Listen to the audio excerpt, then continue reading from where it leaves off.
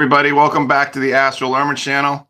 I just need to do something to keep my phone straight here. Bear with me.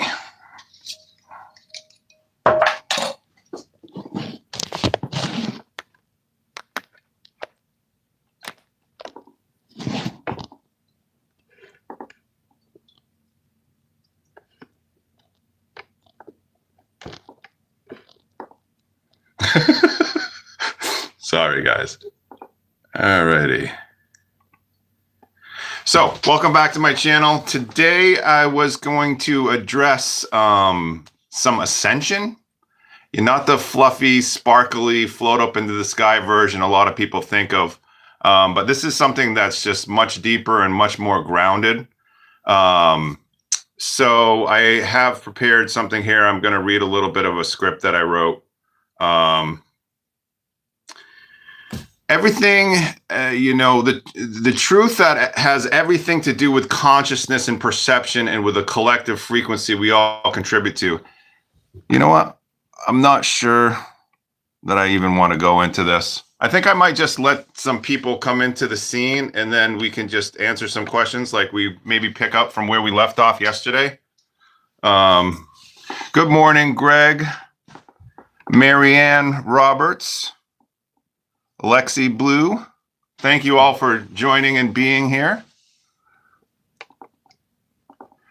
So I've been, thinking about ascension a lot lately and just the concept of it. And I personally don't really subscribe to the mainstream idea of ascension or any sort of like solar flash, like all of a sudden, something's going to hit us from the sun and we're all going to turn into angels and have superpowers and, change the world like that. I'm not saying that that's not going to happen. I just don't think it's going to happen the way that people think it does. I think it's an individual process, Hi, John. Hi, Lori Lentz. I see you. So yeah, I just been thinking about it. So what do you guys think about the whole ascension thing? Do you have thoughts on it? I think it's an individual process.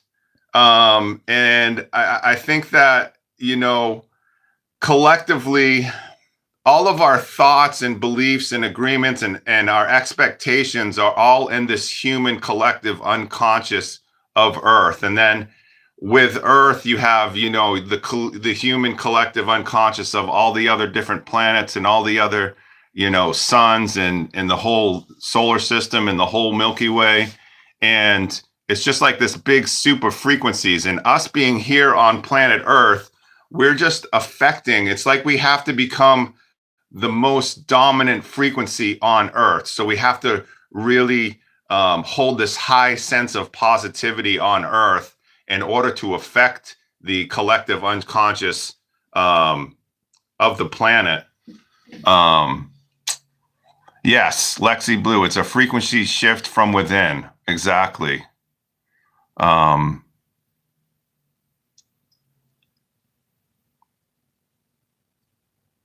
Okay, somebody's spamming a little bit. Not showing up in a robe and sandals. Yeah, so, I don't want to like talk bad or bash anybody. Like Ishmael Perez used to talk a lot about the solar flash and, this event that's going to be happening and da-da-da-da-da. And, there's some truth to there being positive. This very, very positive thing coming from the center of our galaxy. There are these galactic waves that hit the suns, and the suns work as relays to send this positive wave of energy to us. And I think that has been taken out of context. But, looking at some external event doesn't really do much for us, because if we're focused on the outside and what's constantly going on outside, then we're not looking within and we're not listening to our really inner voice, because a lot of this stuff is just being projected from the matrix. I mean, a lot of, I'm sorry guys, but a lot of stuff that we think is real isn't actually real. and isn't actually the real reflection of what's going on inside of us. So if you guys think like, hey, why am I seeing this outside of myself? This isn't the true reflection of how I am. You're right. It's not the true reflection of who you are. That's your intuition telling you that something is being manipulated from the outside. Hi, Greg, Kraft, Jennifer. Thank you all for being here. If you guys have any questions about whatever, just feel free to type them in. I'm just going to keep talking. You know, the idea that I also wanted to talk about, hi, Giggles. I also wanted to talk about being stuck or being in a soul loop or, being trapped. There are a lot of ideas floating around out there about this soul trap that when you it's true. A lot of this stuff is true that the soul, when you come into the earth matrix, you are taking a risk. The only reason I came in is because I knew how to get out. Let's put it that way.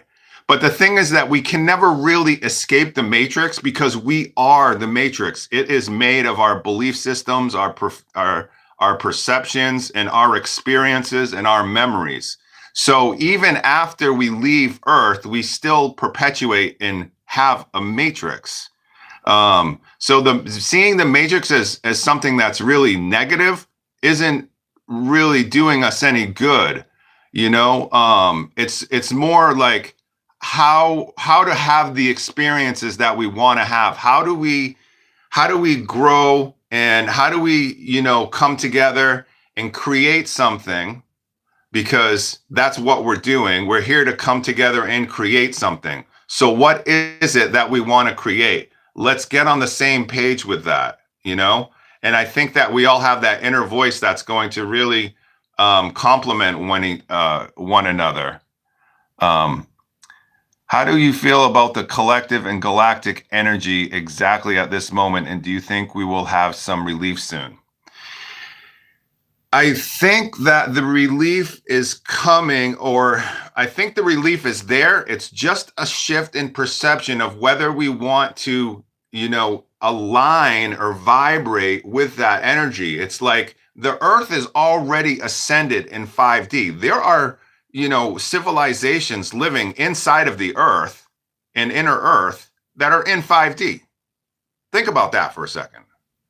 There's 5D civilizations inside the earth. Why? Because their collective unconscious perception is in agreements and perceptual agreements with each other is creating that 5D reality. Does that make sense? So it's not about the earth ascending into 5D. It's already there. It's that our mental perceptions have not caught up yet. Paulette, thank you. A loop if stuck. I've been fighting with the matrix all my life. And that's, fighting with the matrix all your life. It's like that inner struggle. We've been fighting with ourselves. We've been fighting with our own experiences and our own perceptions and our own thoughts because, growing up and from a very small child, we have been programmed to see reality in a specific way, to see reality in 3D as the only real reality and everything else is fantasy and everything else is science fiction, when the actual opposite is true. The 3D reality that's being projected on us is the one that's in a lower frequency than we normally, do. So, the earth has a collective unconscious. That means that our thoughts, beliefs, agreements, and expectations as humans are pooling together into this energetic field. Okay? That field creates what we call reality. It defines what is possible and what is not possible. It becomes the sandbox that we are perceived stuck in. Okay? Now that stuck is just a perception. Okay? stuck or being trapped is just a mental perception. And the reason why I know this is because I've been stuck or trapped in the astral countless times. I've been implanted, I've been abducted, I've been brought down to deep underground military bases and experimented on. I've woken up in clone bodies where I was stuck inside of a clone body or inside of a robot body. I mean, I have been stuck countless times. And the only way I was ever to free myself, nobody can free you. Don't go looking for somebody else to get you unstuck. Okay? They can facilitate with ideas and with energy and hold space for you and stuff like that. But you have to do the unstucking and you have to do the getting free on your own because it's a mental perception. The only reason you're stuck or you're trapped is because you believe you are. And you're going to hear me say this a few times over and over again. When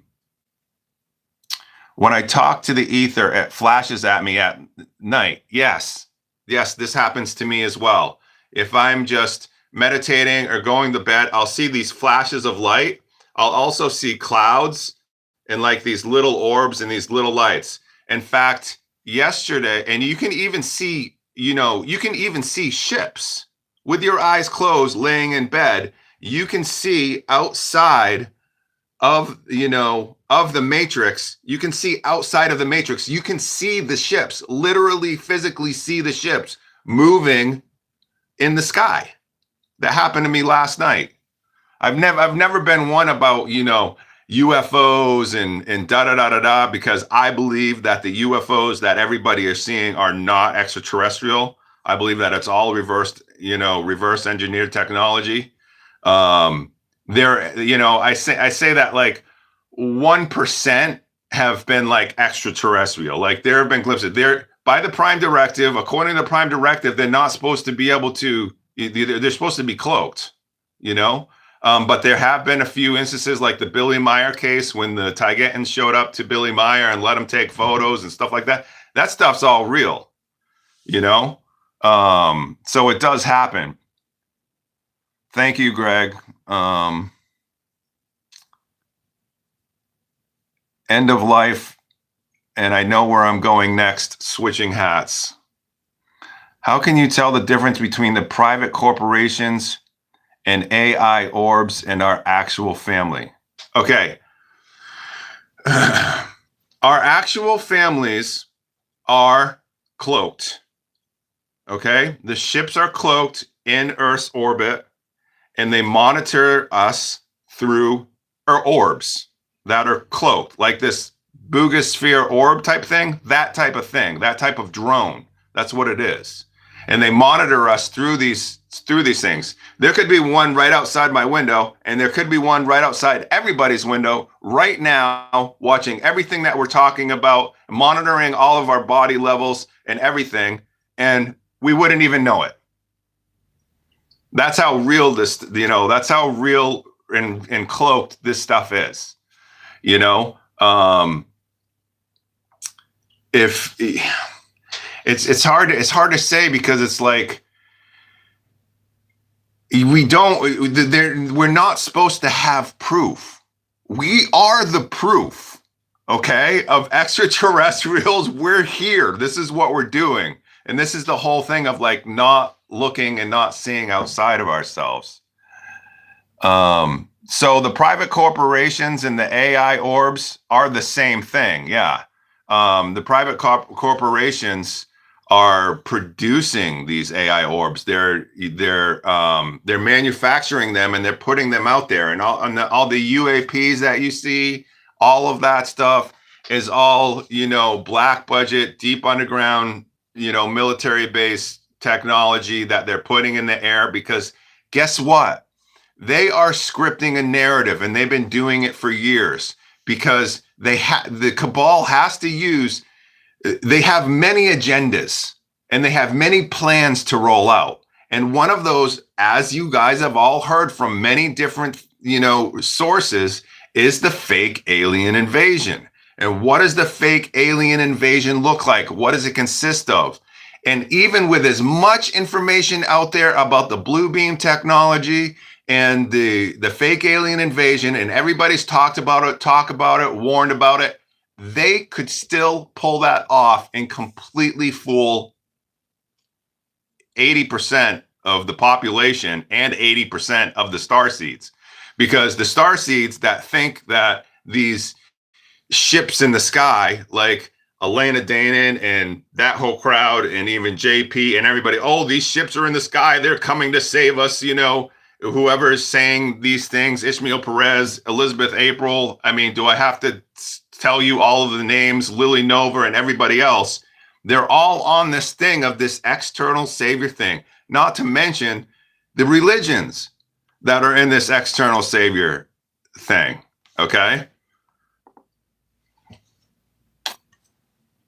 You love my videos on Venus. Thank you. Makes sense because I can summon them drones of orbs and I have proof in the videos. Yeah, and you know, these orbs, you know, we can summon, you can summon the private, you know, the orbs that aren't coming from our soul family as well, because those have I mean, this whole game, this whole matrix is telepathic. Okay, everything is telepathic. Your phone is telepathic. All the technology is. It's reading every single part of your brain wave and your thoughts, and it's projecting back to you. That's the way the matrix works. It reads your thoughts. It reads your emotions. It reads, you know, all of the stuff that's going on inside of you, and it projects back your reality. It is based on the law of attraction. That's why the law of attraction works, is because the matrix is based off the law of attraction. That's what this game is all about. And I don't want to offend anybody when I say game, but from the higher densities, that's the way they see it. You know, the Federation, and when we're not here on Earth, we don't take this game, we don't take this reality very seriously. Okay? When we're down here and living it, we take it extremely seriously. And that's a really important thing. And that's why we're kind of at odds with ourselves. And that's why the matrix keeps on propagating it. We're propagating it. But the changes that we need to make them from inside. No external force, nothing outside of it is going to change anything. They have their own matrix. There's an original 5D matrix out there with their own problems that they're dealing with as well. Do I still have a normal job? I stopped my normal. So basically, I'm on disability. I get $1,100 a month to live off of. I have a tumor inside of my spinal column that's inoperable. And I was able to work. They allow me to work 10 hours a week, doing, you know, minimal work. And that job ended a couple of months ago. I'm now living with John. He's one of our supporters. He's part of my soul family and my group. I moved to New York here. He offered a place for me to live. And so I took him up on that, and I moved out here with my cat. It's completely fabulous. It's the most amazing setup. You know, so I'm really, really excited about that. So I'm doing great, guys. I'm going to do this full time. I'm on, you know, I'm here to make videos and do this stuff full time. If you guys see me and I'm not making videos, that means that something is going on energetically. I'm hitting some sort of wall, or some sort of an imbalance is going on inside of me. But you guys have been really, really supportive. So yeah. So that answers that question, Theo. Do I mind talking about things you do to keep your frequency high? Avoiding caffeine, keto, fasting, eating clean. Okay. So I want to read something. I'm going to read something that Swaru said. And this has to do with keeping your frequency high. Now, keeping your frequency high is all about being in control of your thoughts, being in control of your emotions. And whenever you feel that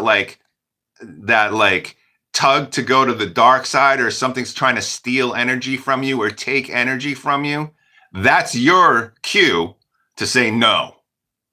No, absolutely not. I'm the sovereign being. This is my energy.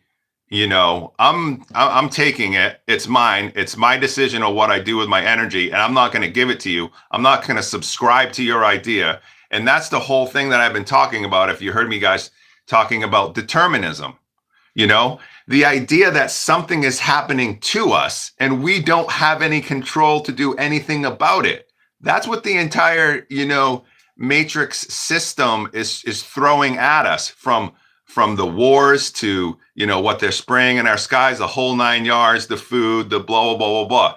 All of that stuff is meant to have this, to make us have this deterministic mindset, to say that, hey, we don't have control over ourselves.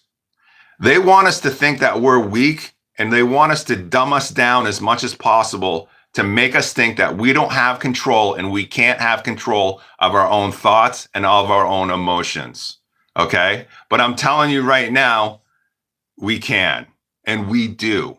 And together, we are creating our own collective conscious field where we agree within amongst ourselves, we agree that, we're sovereign beings. Okay? We have free will. And what we choose, defines us as the light. You know what I'm saying? So to keep our frequency high, it's an individual thing, but we can also do it collectively. And I was thinking about doing something, and we can do it right now. If we all just, just take notice of how you're feeling right now. Okay? Just take notice of how you're feeling right now. You're in a specific mental density. Okay? There's no number to put on it, but it's constantly, it could be constantly in flux. When you meditate, it eases down, and you become still, and you become, and it rises very, very slowly, but your density rises. Now, if you just imagine that you are invisible, so you're just sitting here right now, or maybe you're driving or whatever, and you just imagine that you're invisible. Just imagine you're invisible. That's raising your density. That's raising your frequency. So that's one thing that you can do. And also, being invisible makes it harder for them to track you with their electromagnetic Gwen Tower 5G matrix bullshit, okay? Which they're trying to constantly bombard at us. So if you have an invisible frequency, they're not able to do that. I don't know anybody else that's talking about this, but this is the stuff that I learned from the astral. Nobody taught me this. Nobody told me this. I learned this from trial and error doing it in the astral. I was being attacked and tracked and abducted so many times that I had to learn how to shift my frequency out of the range of it. So, there are military snipers in there that have tried to snipe me. And the way that I get through it is I have this invisibility shield. I also do the golden shield. So let's see. So as far as, avoiding caffeine, obviously, in order to keep your frequency high, in order to access the astral, you have to be sober. Okay, that means no nicotine, no weed, no alcohol. Caffeine is like on the border. Psychedelics, they're like on the border. But it's all about. It's like eating meat. On the border. These are personal. There's some things that are personal decisions, and then there's some things that just you don't want to partake in. It's going to attract lower astral entities. Okay. If you're drinking alcohol in the 3D physical, you're going to get poisoned in the astral through alcohol because you're just automatically taking it, because you take it with you from the physical, you take it with you to the astral, if that makes sense. So fasting, yes, fasting and eating healthy and eating good definitely keeps your frequency high. Don't get me wrong. Okay. It definitely, and avoiding caffeine will keep your frequency higher, but that is a personal decision. Kind of new here, but does Jacob know who Kim Gogan is, or what does he think of her? I do not know who she is. I've never heard of her before. I don't follow a lot of mainstream people, or anybody mainstream for that matter. Organize the super chat to donate. Okay, I didn't realize that it wasn't. I'm not quite sure how to do that. Anyway, yesterday it was set up to donate. I don't know if it's not set up that way right now. Somebody can try to donate if you want, and if it doesn't go through, I guess I'll know how. I have awesome feline features, very noticeable. Tiger, thank you so much. Peter says, glad you made it to New York, Jake. I get that we shouldn't subscribe to determinism, but isn't this place objectively hell? You know, that is, I have to disagree with you. It's not objectively hell, but it's very easy to get sucked in to that mindset because that's what's being projected on us. Okay. They want us to think that this place is objectively hell. But to tell you guys, you know, honestly, there are just as many, if not more, problems in space, in 5D. It's not all love and light. You have to, you know, and even in nowhere in the universe, nowhere in duality or an experience of limitation, there, you know, is there all love, all light. Okay, you can have all love and all light inside yourself right now. You can project that out and you can manifest that. Yes, that's the only way to do it, is from the inside out. Can we have a private session with you? Yes, you can email me at astralurmah@gmail.com. And we can set up a time. You can also go to my Patreon and sign up for a private session. Practice smiling while your mouth is closed. Raises vibration. Try holding your inner smile while raising your natural vibe. That's very good advice. CBD. You know, I'd say that one is kind of on the border. That would be a personal thing. If you're smoking it, topical, definitely great. What do you know about Ken Lloyd? He is a walk-in for 22 super beings who use him to speak light language to activate, heal you by speaking to your higher self spirit team through your ears. You know what? I never heard of him, but if that's what resonates with you, go for it.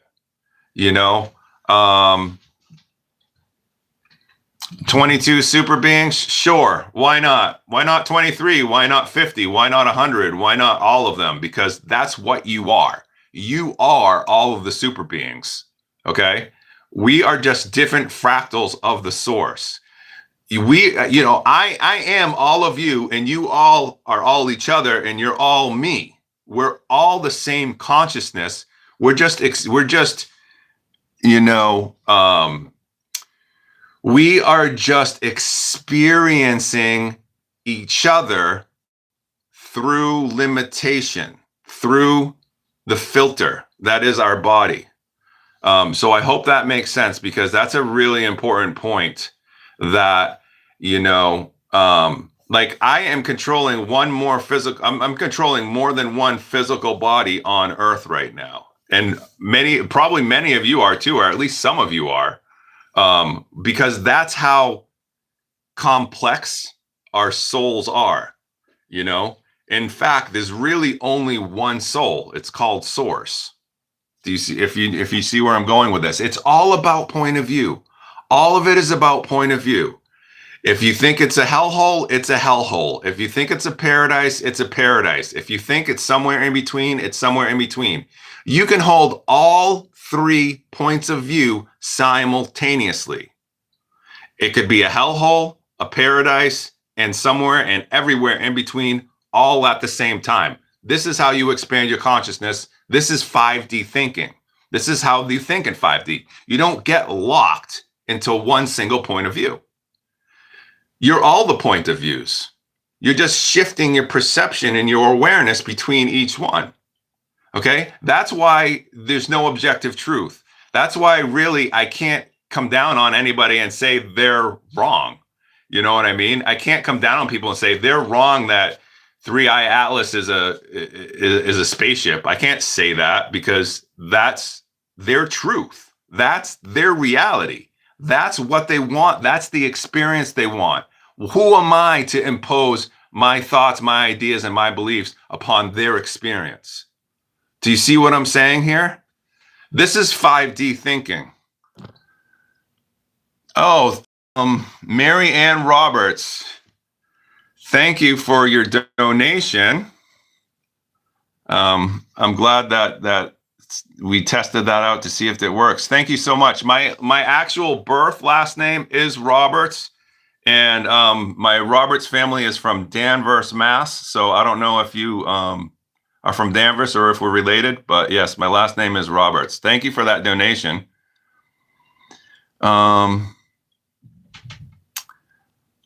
You're alive. That's why I felt you. Hey, Jake, would you agree that by changing our thoughts and beliefs, we manifest a different reality, thus rendering the Cabal obsolete? Yes, that's the only way to do it. Okay? That is the only way. And that is the message over and over and over again, that we are these points of attention, of awareness, of consciousness that are shifting inside your field. You guys have heard me talk about how the aura is source. Your one single aura holds source, holds everything within it. And you're just a point of attention, or even if you're in a 5D state of mind, you're in multiple points of attention all at the same time. I stopped weed and alcohol, and great job, Jamal. Many of us are cleansing from those lower astral things like drugs and alcohol, because they do affect.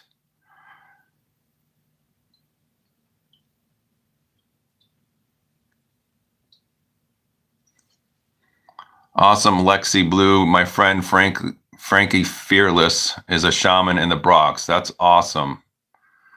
CBD is what you use in vape form, Jamal, and how does that affect your astral abilities? Are you able to access the astral through that? Because, CBD in the vape form still has the oil. It still has the, the glycerin or whatever you're using as or is it straight distillate? That would be the question. I know that oil in the lungs, like glycerin or whatever they have with the vape products, that definitely affects your ability to travel in the astral. I've tested that out personally. Have you received intel on the role of hydrogen in ascension? Okay, so see, this brings us back to the original idea of talking about ascension. This is a specific question about hydrogen. No, I have not received any intel or even thought about anything. I would think that hydrogen, like, I don't know, I've seen those hydrogen bottles or whatever of water that, increase your frequency or whatever, and the other thing is, if you think it increases your frequency or if you feel like it does, then it does. We are the creator beings until we come back to that original source, that original belief that we are the beings that create our own reality. See, this is what the lower astral entities don't want us to know. They want to keep us so dulled down that we don't realize that we still are sovereign creators of our own reality. That's what they're trying to keep. That's the knowledge they're trying to keep from you. Okay. Love and Light Shite Brigade. There are brothers and sisters. So, that's where they're at. The Love and Light crowd that's where they're at, and we can't judge them, even though we feel like, or we perceive that we're more grounded and we're not looking for, the problem I have with it personally, from one point of view, see, I can understand it from multiple points of view, but from one point of view, sorry, somebody just texted me and I lost my train of thought. From one point of view, I would love to be an ostrich with my head in the sand. I would love that. Everything is going to be love and light. The ships are coming for us one day. My star family is going to walk off the ships. They're going to clean up Earth. Everything's being done for me. I'm going to sit back and relax, smoke my weed, drink my alcohol, and this whole thing is going to solve its problem. Like, no. Or even like thinking that you're going to ascend by, I wanted to read this one thing that Swaru said. Ascension is individual, and yes, it goes against what many say, but that is already something I am known for. I believe that the idea that ascension will happen collectively is damaging. It's actually damaging, she thinks that it is. That ascension will happen collectively is damaging if it is interpreted this way all the time. As such, all will ascend, but it is actually an individual job now. Having said that it is an individual job, I do not want to say that this is something that you have to work so hard at. It's not about working and suffering to deserve something, okay? There's nothing further from the truth. People believe that it is about putting themselves to meditate militantly, stop eating meat, dress vegan, only see the positive side of things, ignoring all the negativity, always with the fear of not doing enough of something, or of doing something wrong that would take them out of the ascending elite. For me, this is one of the biggest problems of the New Age and what so many share on the internet and in books. That's what I mean by swimming against the current, having to paddle to get somewhere. So she's if you guys understood what she's saying, she's basically saying ascension is not about trying so hard and eating right and doing this and doing that, and you're just constantly fighting against the current of the river. You know what I'm saying? And you're not going anywhere. Imagine just fighting against the current of a river and you're not actually going anywhere. But that actually staying in the flow, letting go and staying in the flow is naturally going to align you frequentially where you want to go with who you are. Okay. So in fact, it seems that they row with the same speed as the river current, so they do not advance and they stay in the same place, but exhausted. The ascension is something that will come anyway to notice, and knowing that the key is what matters here is to enjoy the ride. The key is not having attachments to the material, just being happy the current of the river, where the current of the river is taking you. That, I read that today and I listened to that today and I meditated on it. And it really is a fine balance between self-care, being grounded, and seeing, because like you can be aware of what's going on in Gaza and around the world with all the suffering and still have a great day. Okay? Because you can see it for what it is and recognize it for what it is, but not be pulled into it where it's completely ruining your life. That's just feeding it. That's just feeding more of it. Okay. I don't know if that's a good example or not, but there's a lot of examples out there. Thank you for your time. You are welcome. Let's see what else. Yes, we're all one with different perspectives. We're all one, we're all source, and we're, it's like we're fractals, we're holographic fractals or holographic fragments of source. Everything that we perceive or believe defines us. Okay. That's the thing when you're in duality, when you're in, it's like me and the TV over there are both source, but being in duality, we're different because, it still defines me as not a TV. You know what I mean? My body defines me as not a TV. It's like that. And it's really important to recognize that everything is energy and everything is a super frequencies, because this is how you control the astral. This is how you control your reality, and this is how you control your experience. Because if you're in a dream and you see items in your dream, so if I'm in a dream and I see items in my dream, in order to teleport, I have to basically raise the entire dream to pure energy, where I'm just traveling perceptually through the ether to whatever destination I want. So say I wake up out of body and boom, I'm here in my room. I have to, change the scenery I could simply focus on the pyramids, and it could take 20, 30, it could take a minute of just focusing on the pyramids, but suddenly, I will be there. It's all when my point of attention travels through the ether, and it happens instantly. I don't know if that makes sense to you. I don't know if you guys have done that sort of thing before, but teleporting in the astral is super fun. Another trick that I do is I'll just portal. So I will look for portals in the dreamscape. So let's see, where did I take a portal to? The last time I portal was just a couple nights ago. I saw this big bush, and in this big bush, there was a hole, and the hole was shaped like a heart. And I noticed it. That's a positive portal.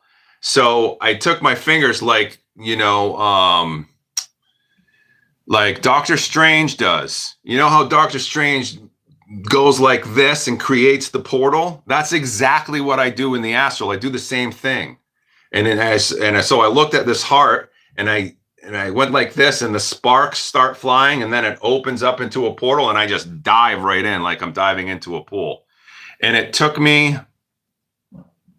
to one of my twin flames, actually. It took me one of my twin flames houses, or that's where it led to. And I'm going to leave it at that for now. I won't tell you guys what happened next. Can you talk about the limitation of our power? Like, we can't destroy the demiurge, can't dissolve the matrix, can't manifest instantly in the physical world. What's our limit? Okay. Great question.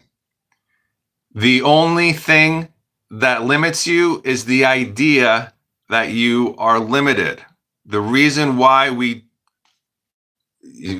whether you think you can or you think you can't, you're right. The reason why we don't manifest things physically, even in the astral, sometimes, I want to manifest, say I wanted to manifest a lightning rod in the astral. It depends on what density mentally I'm at in order to manifest it. Sometimes it might take me a few seconds, or let me use shooting fireballs, for example. In the higher densities, manifesting and shooting fireballs is really easy. The lower you go down in density, the more focus, the more concentration you have to have in order to shoot the fireballs. And but the whole limit thing, is in your mind.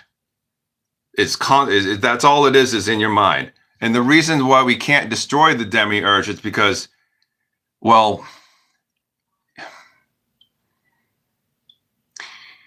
destroying is kind of the cabal's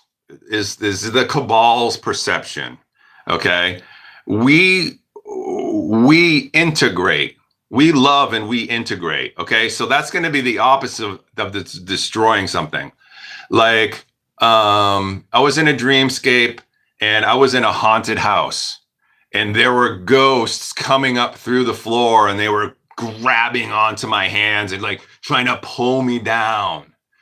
And I held their hands and I was like, okay, you're trying to pull me down. I'm not going to resist, but I'm also not going to let you pull me down because I am you. You are me. This is just a reflection. I am source. This is just a reflection of who I am. There's something here for me to learn. There's some lesson in this for me, or I could see this as a training ground. I could see it as a learning experience. But I got something out of it, and literally it integrated you know what I mean? The amount of fear that I felt coursing through my body, I didn't give into it. Okay. And that's just the thing, is that it's like, you can feel fear without agreeing to it.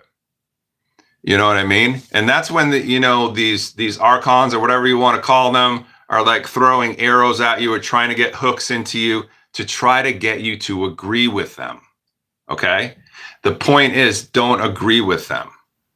Don't agree with the confusion that something's trying to be pressed upon you. The perception that something is being, imposed upon you.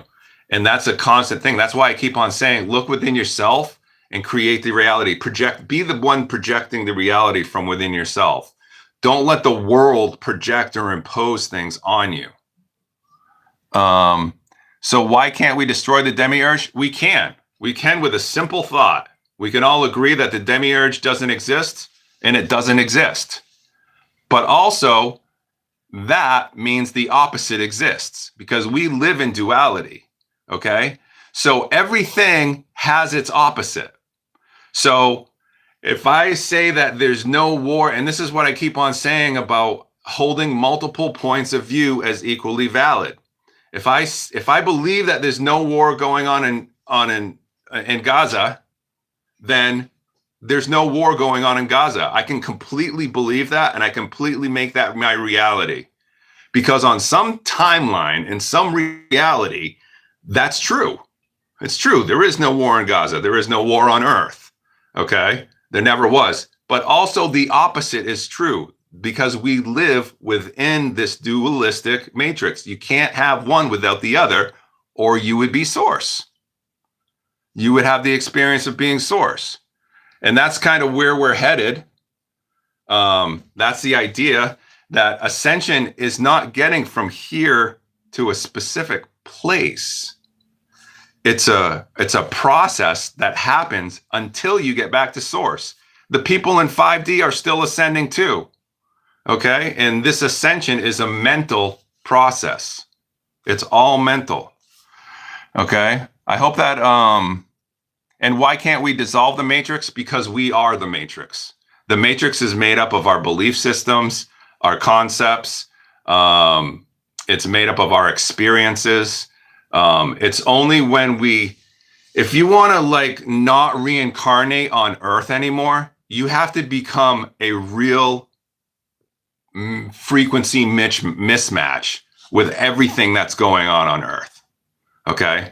Because it's your attachments to things like water skiing or climbing a tree or going hiking or looking at the foliage, or you can have all of these different experiences, but your attachment to them is what's going to keep on bringing you back. It's going to keep on bringing you back to Earth. Okay? Because after death, your ideas still follow. You're bringing the matrix with you. Okay? I don't know if that makes sense, but I hope it does. Are mirrors portals? Yes, they are. And the astral mirrors are portals. And it's all astral, so I guess they're portals in the physical too. If you ever looked at one when you were on hallucinogenics or something, you can definitely see that mirrors are portals. So yes. What do I think about Tataria? Yeah, it was real, you know? I could do a video on it because, Cosmic Agency has really put some awesome information about Tataria. So maybe you can look that up and watch that. Okay. If we believe med beds are good, will they be good? You guys ask some tough questions, I'm telling you. If we believe med beds are good, will they be good? Well, this is where your discernment and your intuition comes into play. Okay? Because right now I'm warning against technology that's going to usher in the transhumanist agenda. Okay? And this ties back to the fake alien invasion. If they do the fake alien invasion, I think they're going to do the benevolent kind. And when I say they, I'm talking about the Galactic Federation and the Cabal, who is working together, and even the higher levels of it. Okay, the Saturn level of the Galactic Federation, which we don't know who's even controlling it at that level. We don't know which races are. It could be us in other timelines. It could be the ascended us, you know, and that's always been my hunch. But what do I think about it? You know, the med beds is, again, it's an external thing. It's looking to something external in order to make you better. I have a problem with that. And I'm not saying that, you know, external things don't quote unquote make you better or raise your frequency. I'm not saying that at all. But what I'm saying is people are making such a big deal with it, you know, and it's such a big deal about it that the Cabal could use that and say, oh, hey, you know, they really, let's just breadcrumb them along with this medbed technology, and they're going to constantly, we'll tie it into this, we'll tie it into that, we'll tie it into 3i Atlas, we'll tie it into this, we'll have this big old narrative, everybody's going to fall for it, you know, and everybody's going to think that the aliens are going to show up with this medbed technology and hail the planet. If that happens, I'll be the first to talk against it, because I'm warning you right now, if that happens, they're going to use it to usher in a whole new system of control and, you know, transhumanism and the New World Order agenda. Okay. So that's what I'm warning against. I call it the soft invasion. I have videos on that. I hope that answers your question, Vivian. From what I researched, CBD can actually help with the dream state, and I've been getting some vivid visualizations while dreaming and projecting. Awesome. Stay natural. Can you see future events? Any investing tips on this timeline? Yes, I've been to the future many times in the astral, and, you know, there are different versions of the future that I've seen. Actually, there is one thing. It's okay. I don't know if I want to share that with everybody, but basically, water in the future is basically programmed. It's programmed to give you different types of experiences. Okay. And they program it a bunch of different ways. You know, if you guys have ever seen how they take a picture and they put water in a petri dish and they take a picture and they put it under and they freeze it and you see that picture. That is the basis of a technology that is going to be $1 billion industry. I did see that, and I saw that in the future.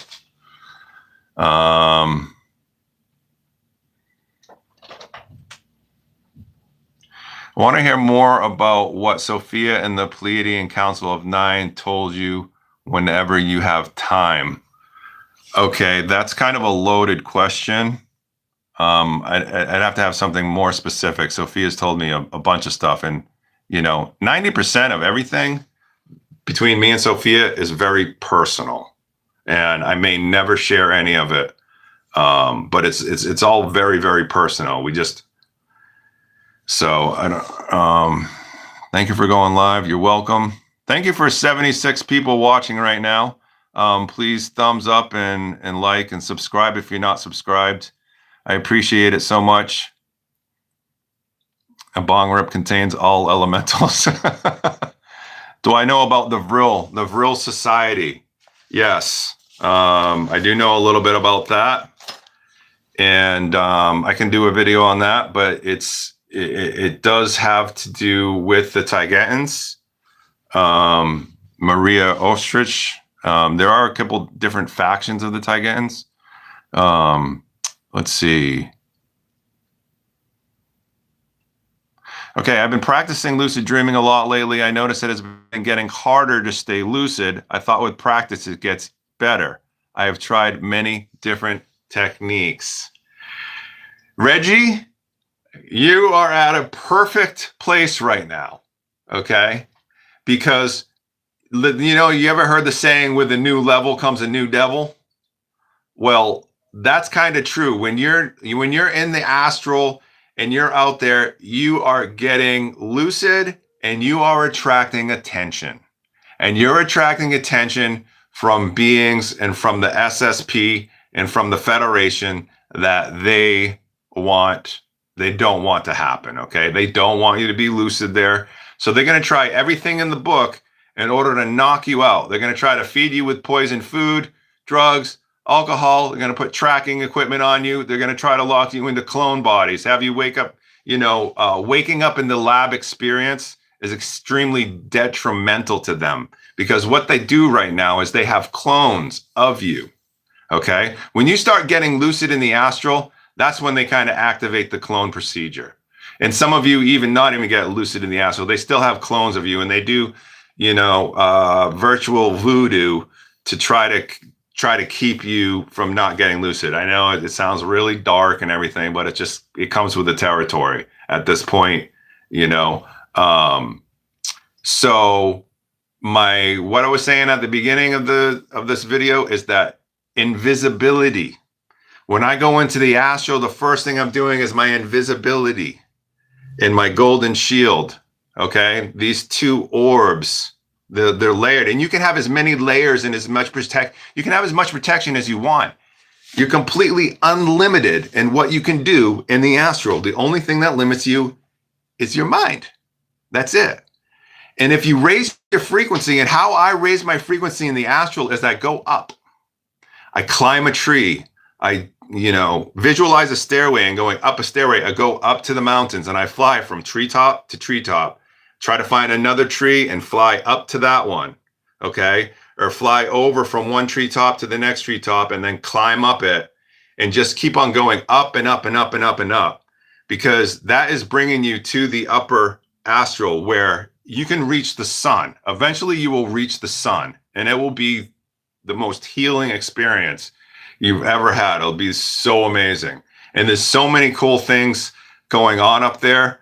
There's not a lot, but there are several advanced starseeds that are super advanced lucid dreamers and astral projectors, and they're up there having competitions.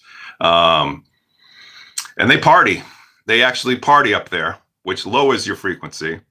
So it's a constant flux.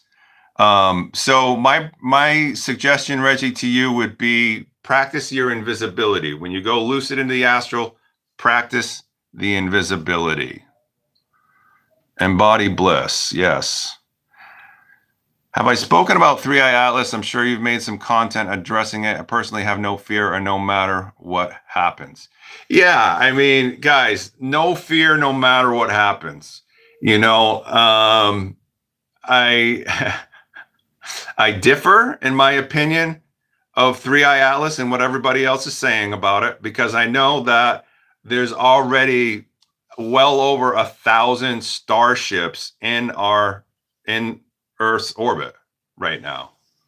Like, when you know that our star families are right there on the outside of Earth watching everything that happens, and I mean, it really puts things into perspective when a comet, and I'm not saying that civilizations with not a lot of technology, they will,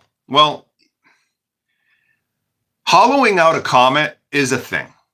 Okay, hollowing out a comet and putting hyperspace drives in there, and 0 point energy and nuclear drives and everything, That is a thing.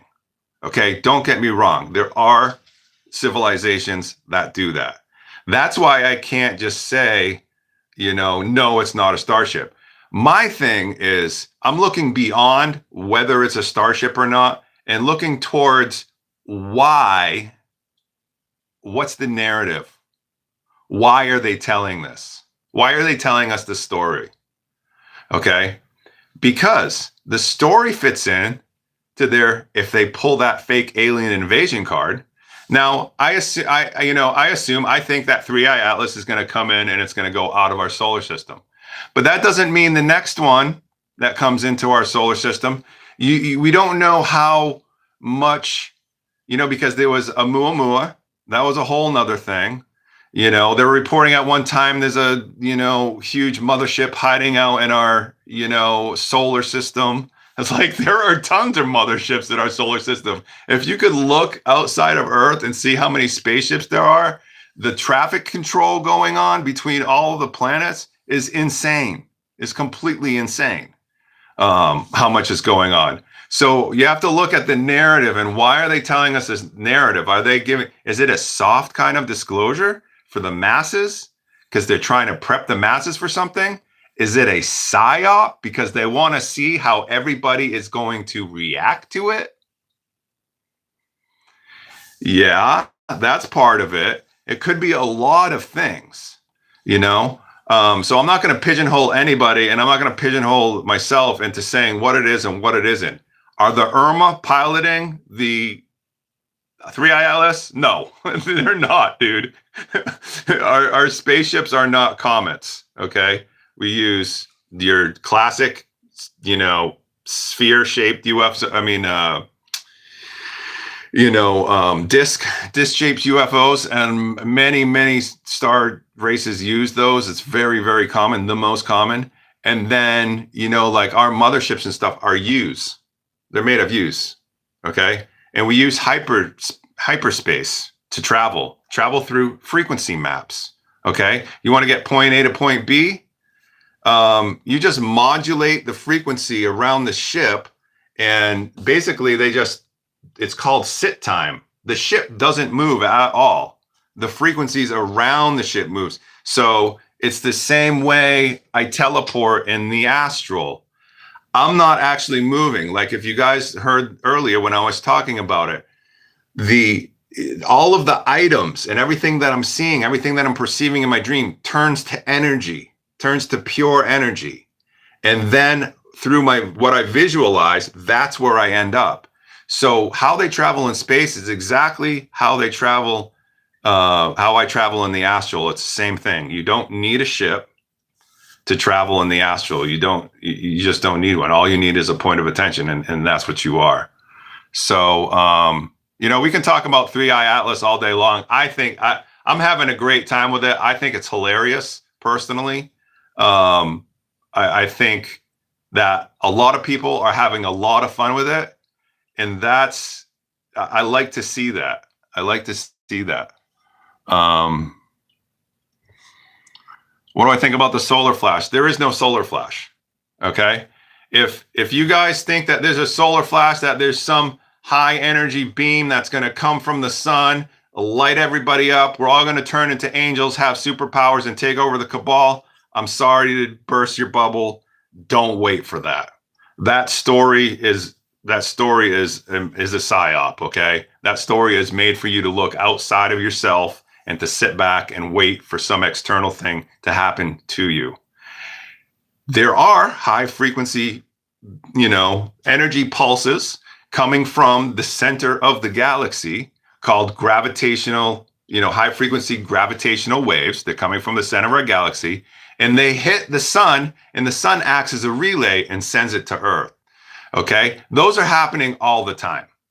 Okay, so if you feel high energy bursts coming from the sun, that's what you're feeling, is these gravitational waves. Okay, that's what I think about the solar flash. Don't you think wearing a raw hoodie? You know what? I did think about that.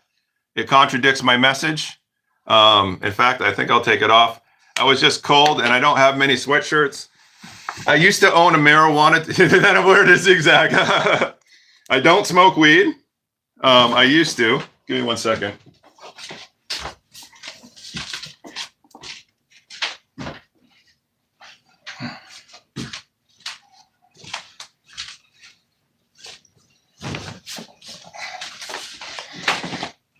I used to smoke weed, and I used to own a marijuana shop about 6 years ago. About 6 years ago. So that sweatshirt is old. So yeah, no, you're right. You're right, Theo. It does contradict my message.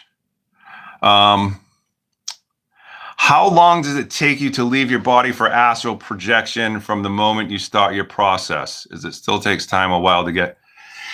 You know, it takes a while. It takes a while. It takes anywhere from like 20, 30 minutes to 2 hours in order to astral project, in order to do the full, being aware that you're falling asleep, going through all the sensations, the rumbling, the fear of death, the black void, and waking up in the black void. And then, your experience kind of happens after that. So yeah, that's about how long it takes for me to do it. I have cheat codes now. Basically, I understand that I am the portal, and that I don't need to go through all of these techniques in order to achieve what I want to achieve. And what I want to achieve is having the experience that I want to have. Okay, is being in control of the experience that I want to have. And that's basically my message to everybody is, are you having the experience? You came to Earth to have an experience. Is this the experience that you're wanting to have? If not, then you have to ask yourself, well, why not? What kind of experience do I want to have, and how can I make that happen? Because I'm the creator of my own reality. I'm not giving in to a deterministic mindset, and then you kind of have to, because you did make decisions and there are soul contracts. It's just extremely, extremely complex, that subject. Blue being in my dream, blue skin, blue hair, crystals over her third eye. She touched for his third eyes with me. What is to be said about this being? That's a personal thing. That's a personal thing. I don't know who she is. I would think that she would be connected to, well, there are certain races that have blue skin and that are like that. So maybe do some research. Maybe Syrian. I'm not sure on that. Hi team. Hi Mars. Ether anchoring onto the pyramids. Yes, this was my method. Oh, great. I walked through a dream portal and saw a different version of myself in the black mirror that told me a lot of info. Yep, exactly. Gone live. Thank you. You're welcome. Any tips on going lucid and then triggering out-of-body experiences or astral travel through dreams? You're the #1 guy on these topics I found. Thank you. Thank you, Jamal. Yes. So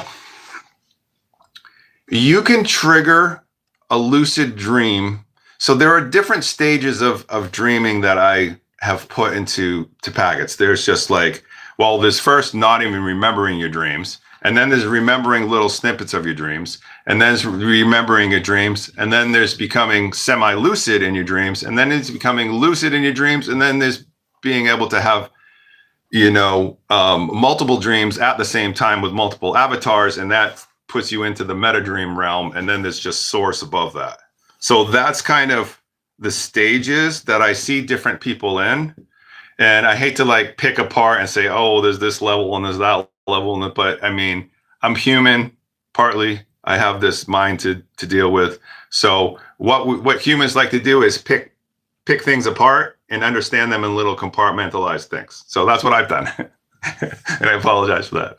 But yeah, the tricks is to first recognize where you are in that scheme of things. Okay. And getting lucid is all about your intention. It's not necessarily, yes, there's a lot of work. It takes a lot of time and, years and decades dedicated to practicing this stuff. Yes. But you'll notice that if you try really hard and practice for, a couple months, nothing happens. And then the day you just say, all right, I'm going to let it go. That's when something happens. That's because your intention is how you how you astral project. It's through intention. Okay. So that's, I tell people it's about becoming aware of falling asleep. It's about becoming aware in these in-between states of consciousness. Becoming aware, like if you were to become aware and you can still feel your body, but you're in this deeper trance, like you're like half in body and half out of body, that's a great place to be. You know what I mean? That's progress. Okay. So I guess to get lucid from a semi-lucid state would be, obviously, in order to get lucid from I don't even remember my dreams to I'm going to be lucid tonight, probably not going to happen because there's just too many mental limitations. If you can transcend all those mental limitations in one day, it's possible. It's definitely possible, but I don't see it as very probable. So it's important to recognize where you're at in the whole like scheme of things. Okay. So if you don't even remember your dreams, then make your goal to remember them or even just snippets of them. And then, to go from there. And so, to go from a semi-lucid to a lucid dream, you can start to notice how things are out of place. Okay. There's a couple of different tests that you can do. One of them is like pinching your nose and breathing through your nose. If you can pinch your nose and breathe through it, then that can tell you that you're dreaming, because some of these lucid dreams, some of these out of body experiences are so real that you can't tell whether you're dreaming or not dreaming. Okay. But things being out of place, what could I use for an example?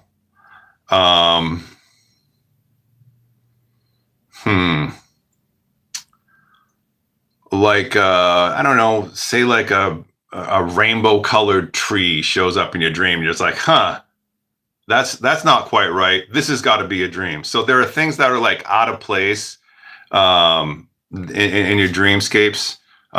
So, I don't know. I hope that answers your question. But trips on astral travel is, to me, takes a lot more time. It takes a lot more energy. And it takes a lot more time and a lot more energy. And I just kind of skip over a lot of things. Like I can fall asleep and then wake up right in the middle of these in-between states of consciousness. I just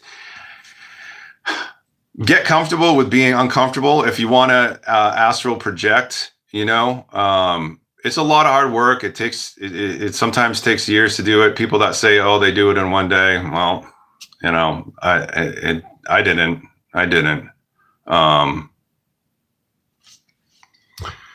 I hope that explains the question. I don't really think I did a good job at answering that one, but what does it mean when someone says they are a jumper? A jumper is basically somebody that can teleport in the astral. They can jump from one location to another location to another location. If you haven't seen I think the movie is actually called Jumper, where this guy just teleports around. So that's what that means. Can we work with our cats in the astral? Did you ever have this? Absolutely, 100% cats are in the astral. Even if you're not, they're there. They're there waiting for you. They see the astral all the time, and they're there. I lucid dream and astral travel with my cat all the time.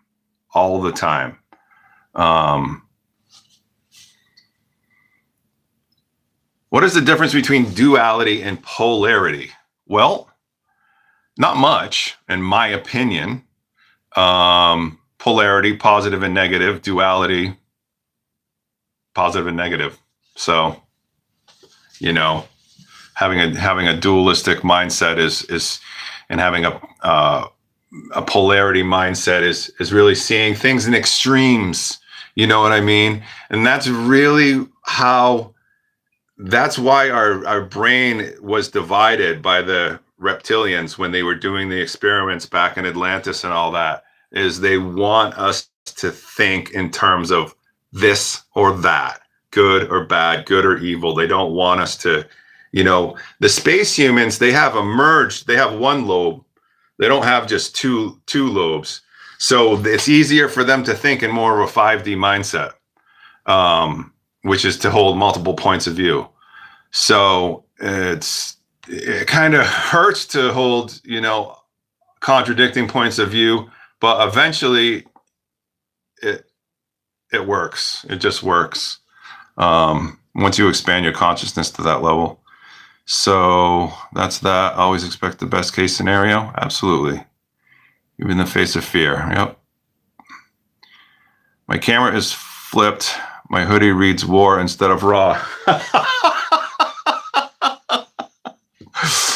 Oh, that's funny.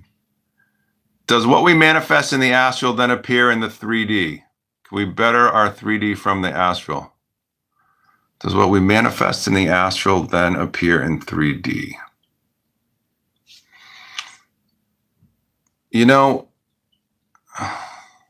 Oh, there it is right there. Vivian, thank you for your donation.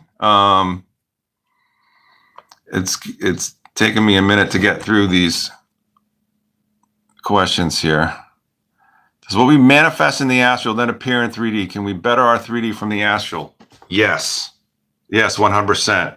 It's like the trickle down theory, That's why you hear people say, like, we make decisions from higher densities, from higher realms, that, and that's kind of like one point of view, is that we're subject to the decisions and the choices that our higher self is making. You know what I mean?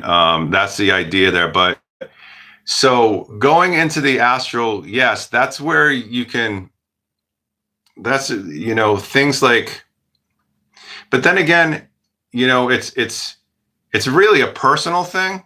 So if you go in there and you want to manifest something personally in your own timeline, that's a lot easier than going and saying, like we rebuilt the pyramids in the astral, but that doesn't mean necessarily that they're going to get rebuilt in our collective timeline. There is really no collective timeline, but the answer is yes to that.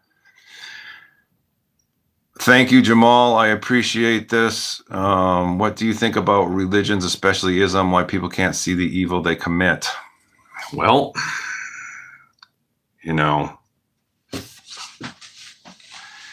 I like to stay away from the religious stuff.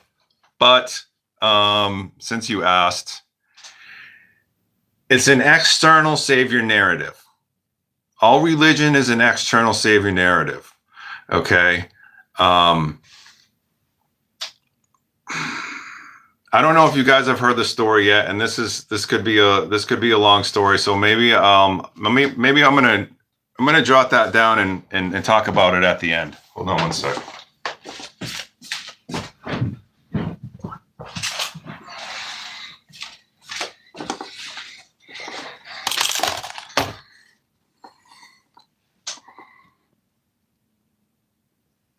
Think about religion. I'll talk about religion at the end, because that's going to be a long answer.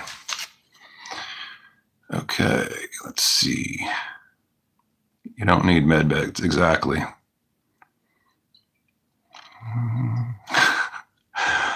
Can we ascend by being evil, since there are many beings with higher frequency than us, but they're more evil?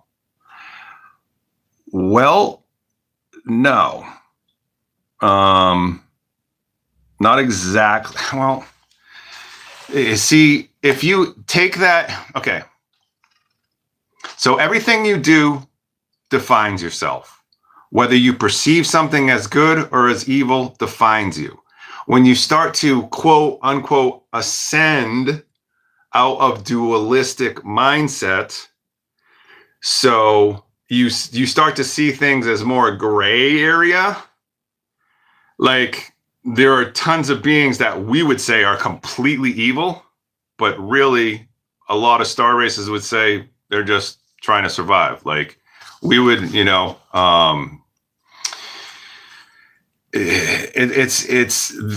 it's about integration, and it's about understanding that everything defines us as who we are. Okay. And you can, it's like, in order to become who you want to become, say you wanted to become a love and a light being.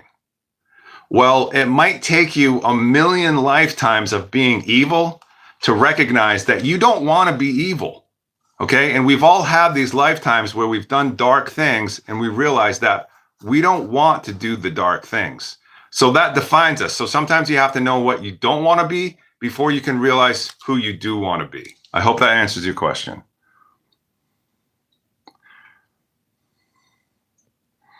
Okay, Vivian, thank you again for your donation. Thank all of you for joining me here. Hi Sedona, hi Usano, Isuna, 321. Have I met Yazi lately? The last time I saw her in the astral, like face to face, was about, I can't remember, it was before the infiltration, so it was like 4 to 5 months ago. Darius Wright says we are in a construct. Yes, that's true. And it will end in our lifetime by a giant wave of water. Have you seen anything in this future travels? No, I do not agree with that. And I mean, if they do the reset, the construct will only end when we stop reincarnating into it, when we stop manifesting it. No outside thing is going to stop the construct. And I'm not even sure what he means by the construct. He might mean the matrix. That's what I'm assuming he means. But that's just, this is ridiculous. I'm sorry. This is ridiculous. Okay. Have I seen anything like this in the future travels? Yeah, I've seen the transhuman wars, the transhumans against the humans, where we fight them. I've been in that in the future before. There are some, there's anything you can imagine out there in future timelines. But let's anchor something positive. Last question for me, is cryptocurrency a big thing in the future? Like they say, is this going to be a big thing in the future? Like they say it's going to be. I mean, I don't know. I don't know what the future holds. I don't know. You know what I mean? I only know what I'm trying to manifest the future of, and that is just for all of us to awaken and to look within and to manifest something collectively from within to without, not to be so scattered all over the planet with a million different ideas and being swayed this way and that way. So I Jamal, I don't know. I don't know on that. It seems like the cryptocurrency is going up, but I don't really focus a lot on that sort of a thing. Jake, I just woke up here in New Zealand. Hi, Kaladimi. I don't know how to pronounce that. Really remember my dreams, but I'm getting better. Best tip for beginner lucid dreamer like me. First step. First gate of dreaming. Look at your hands in a dream. Become aware that you're falling asleep. Look at your hands in a dream. Become aware that you're falling asleep. Those are the first tips. Hey, Jake, what are breakaway civilizations? How many civilizations have done this so far? In all, I mean, man, when the reptiles broke through the lunar matrix and took it over in the 50s, and the Nazis had, UFO technology and all that, that's when all the breakaway civilizations started. I don't know how many there are in our solar system or even outside our solar system, but there are breakaway civilizations, and I'm assume that there are a lot of them.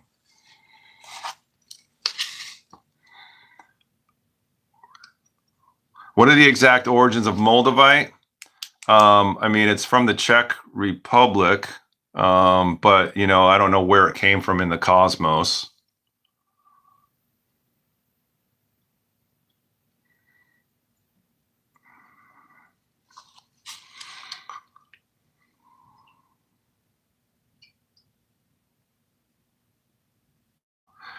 I would like to love to hear more about the Urmah civilization in daily life. Okay, the Urmah are loud. I mean, as you can imagine, I'm very loud. We have, you know, balanced but decent sized egos. You know, we really embrace who we are. The Urmah are the most dominant feline race in the galaxy. So that dominance is something like is kind of like inherent to be just like dominant. It's like trying to be the alpha male or something.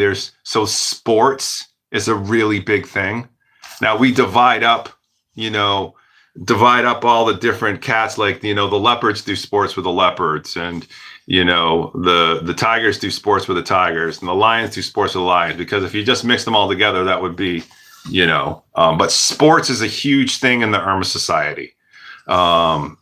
We just love that primal instinct and stuff like that. You know, everything in the Urmah society is completely decked out in gold. You know, huge gold statues of cats just everywhere. Everything is cat. You know, huge coliseums with big columns. My house is like incredibly huge and decked out. I mean, you know, big red curtains, and just all cat everything. Huge hallways and big. It's just very extravagant. Our food, we still eat meat, but we don't like hunt the meat. We actually grow the meat. But yeah, so, you know, growing the meat and all that, that's how we eat. I gotta let my cat out. Hold on one sec. Yep.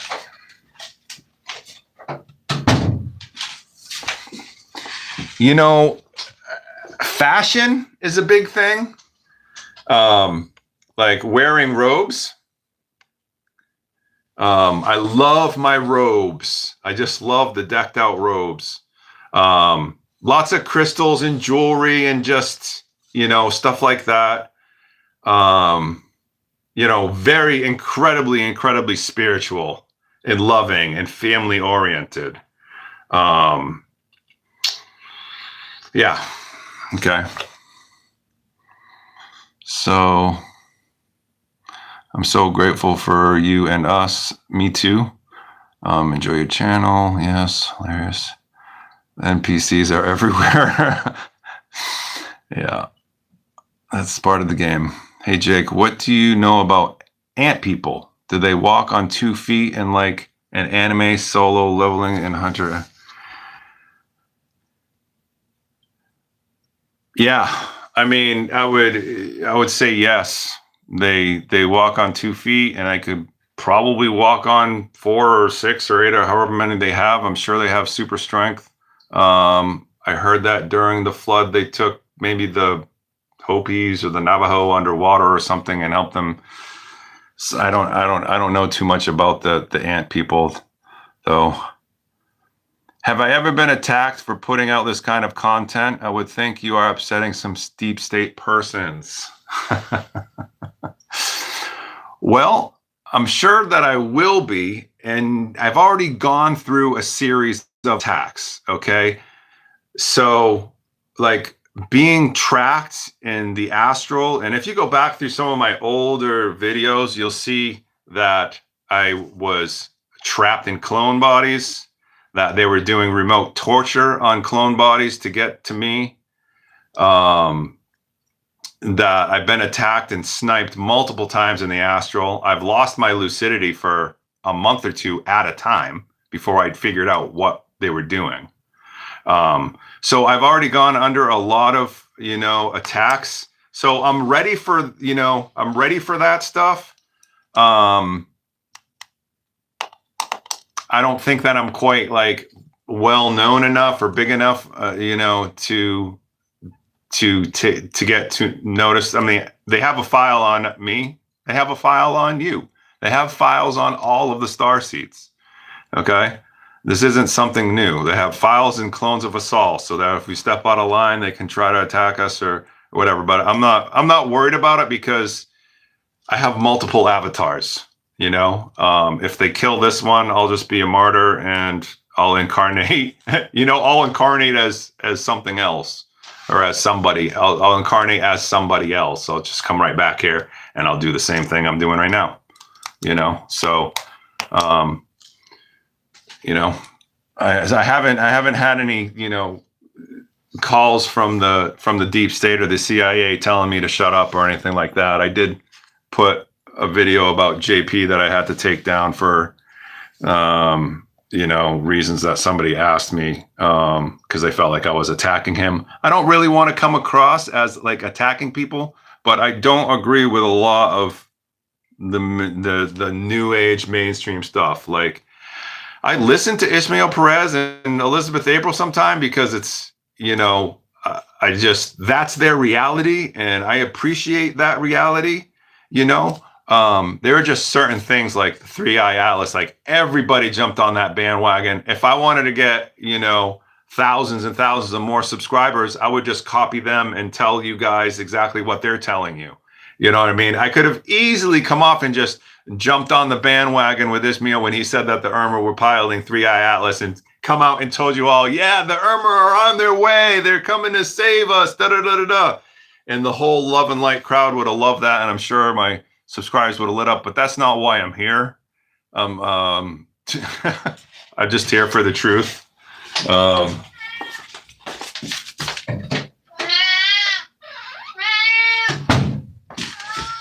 I'm just here for the truth, the way that I see it, and I'm just trying to share that with everybody. So, are there power serum tech out there like what Captain America got when it gives one superpower and strength, and what kinds are out there? Black goo? Black goo is the thing.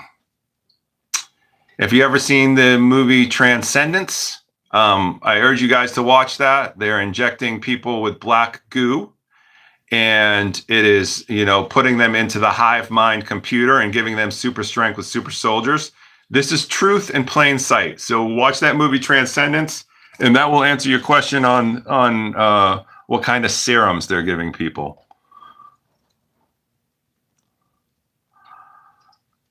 Thank you, V. Briss Boys, for your donation. I really appreciate that. Thank you so much. Whoops. Other power serums? Question: over 300 overlaps. High frequency.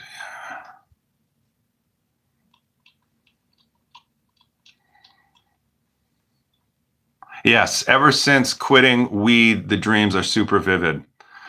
Mm-hmm. Okay. How big is the astral, and how many more realms are there out there like the astral realm, and so on? And how many more planets, universes, galaxies out there are there, given an approximate number or infinite? The answer is infinite. Okay? There is no separation between realms. The only separation is in your mind. Okay? So yeah. How many more planets, universes, and galaxies out there? Infinite. There are an infinite number. There is no beginning or end to the universe. Okay? There is no multiverse. It's all one. Anytime anybody puts things into, numbers and, sections and different stuff. That's just having a dualistic mindset. That's not the way it is. It's one of the most annoying things to me, that people can't understand the concept of infinity, of no beginning and no end. But that is the way it is. There's always been consciousness. If you want to sum up the whole universe into the three things, it's consciousness, ideas, and frequency. It's those three things that is the potential energy.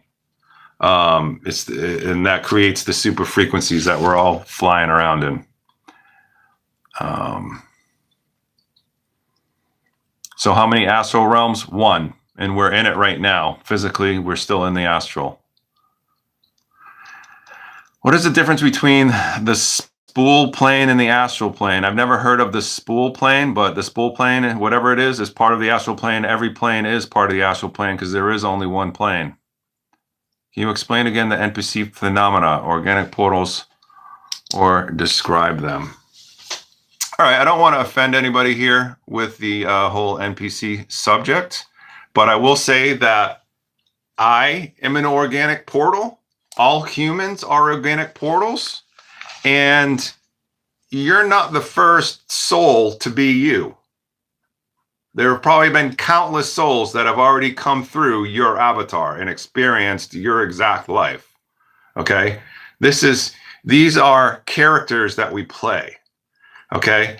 And on Earth, 80% of these characters are not habited by souls. They're run by the Matrix, by the program. Just like The Truth in Plain Sight, again, with the Matrix movie, when he was showing Neo around the Matrix, and he was talking, these people, most of them are not ready to be unplugged yet, and da da da da da. I mean, it's the truth in plain sight. I was what you could call an NPC for a few years between the last soul that was in my avatar and then me coming in 5 years ago. I was parasitized. This is when I owned the pot shop. I was parasitized, and yeah, so that's the NPC phenomenon. I have a video on that if you want more, and then there's more on cosmic agency.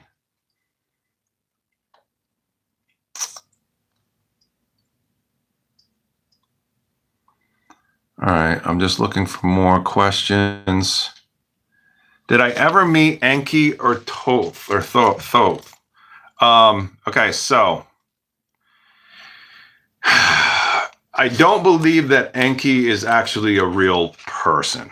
I believe that Enki is a group of people, and that group of people was Akhenaten and Nefertiti and their group of Egyptians that broke off from Ramses II in that whole period. That brings me into the whole religion thing, which I was going to address at the end of the video. My cat is now joining us. As far as Thoth, I have a really good feeling about him. I do believe that he is a real person, is or was. I believe that he is a giant from Atlantis, from actually the Pleiades, from a star system. They are called Atlas. Atlantean. Okay, there's giants on that planet. And I believe that he could be the same as Enoch in the Bible, who they talk about. And yes, he was an extraterrestrial, and he, after the flood, is the one that headed up the Federation project to rebuild the pyramids. So that's what I know about him. Hey, Jake, are the gods ETs? Did I skip anything?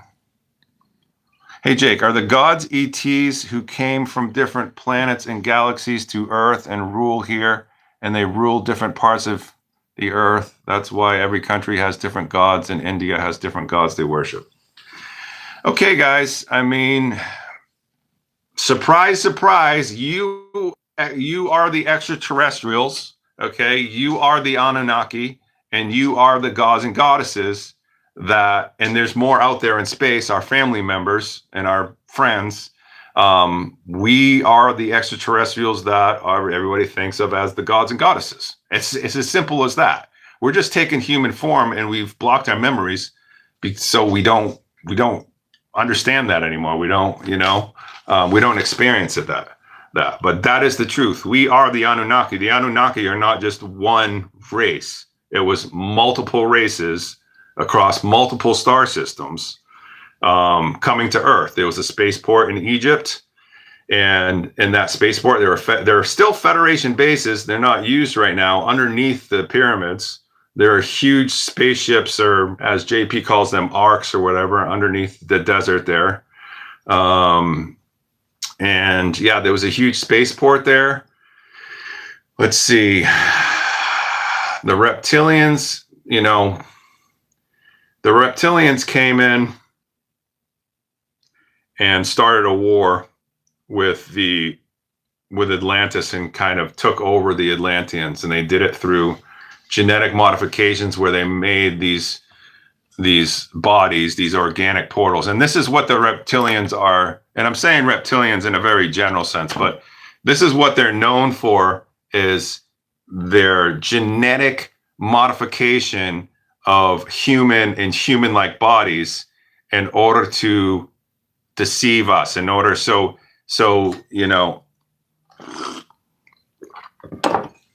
these bodies, these vessels, are very compatible with a lot of different races. That's why we use them. Okay. I hope that answers your question.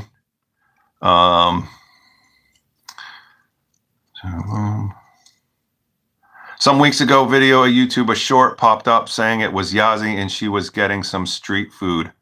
Anyone else seen that video? No, I have not seen that video.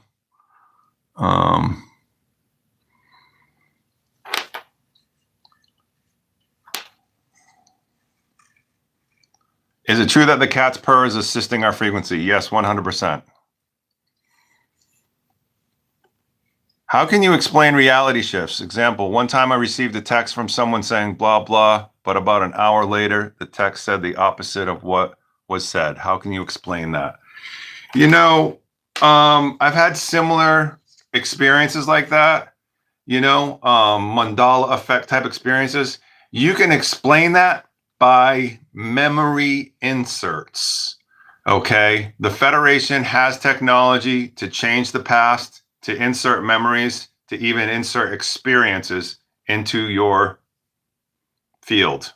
Okay. That's why it's important to recognize when that is happening and when that is not happening. And that's a whole very advanced subject. But I think I put a video out about matrix inserts. So there is a little bit, and there's tons of stuff on Cosmic Agency. If you just type in, inserts into the matrix, Gosha explains this stuff extremely well. Everything that you guys are hearing from me, well, maybe not everything, but a lot of the stuff you can find on Cosmic Agency website. I'm Ontarian. Well, that's awesome. We're friends up there in space then. If the Galactic Federation is covered in darkness, why do the Urmahs not take action against the Galactic Federation? I mean, the Galactic Federation is a mix, You just look at Earth and look at Earth's governments. It's kind of a mix of light and dark. That's where we're at, Why does the Urmahs not take action against the Galactic Federation? I don't know what the Urmah are doing up there. They're doing their thing up there, and I'm doing my thing down here. I know that they're assisting me, and when I ask for help, I get the help. But I don't know exactly. I don't think I can answer that question. I know it probably has to do with the Prime Directive. But the Urmah will only take so much. They'll only take so much. They're not scared of the Galactic Federation at all. If they wanted to completely go to war with them, they would. And maybe they are. Maybe they are at war with the Galactic Federation right now as I speak. I don't know. I have not seen that in the astral. So I'm not sure on that. Luxury in sports, huh? I think I know a lot of Irma. um,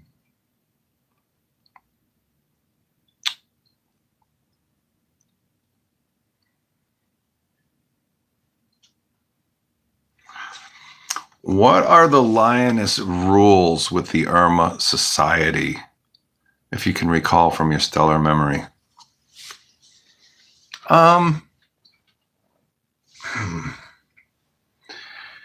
I think that, the reflection. I think it's pretty balanced. You know what? I don't know that I can answer that question. That's going to give me something to think about, though, for sure. I had to block a lot of my memories from being an Irma because it was interfering with me here now.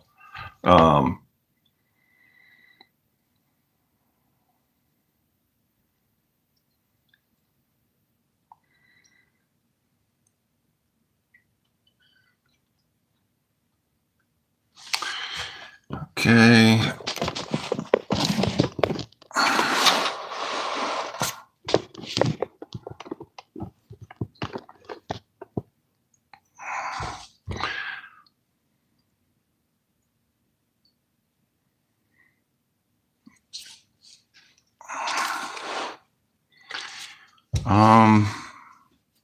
Not really seeing any more questions here. Let's see. Dan Winters are sometimes hard to follow. Do you co-sign most of what he says? I know y'all do a lot of work together. I appreciate his conviction.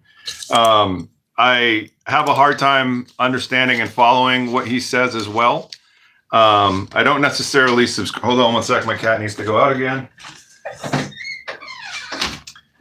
I don't necessarily subscribe to the type of language he uses as far as like soul eating parasites and stuff like that.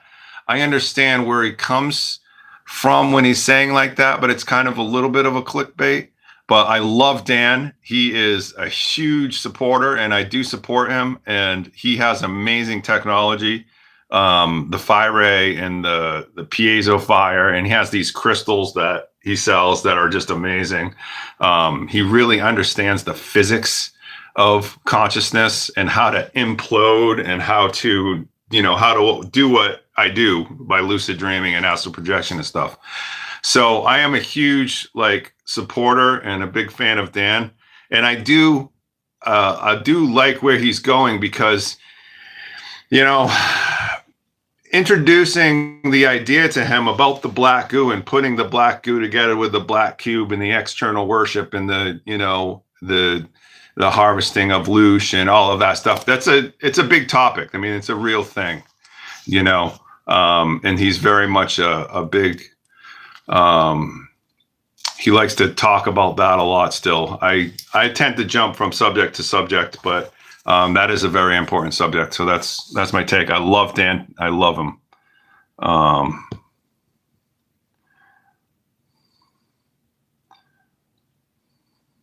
I got a haircut and you're still live. Yes, I plan to stay live until it glitches out like it did yesterday. But with the black goo, they dumb down your senses and you lose control. But what if someone wants their senses and color and consciousness? Can they just get their superpowers? It's a good question. I mean, it depends on how mentally strong you are. That's the case with that.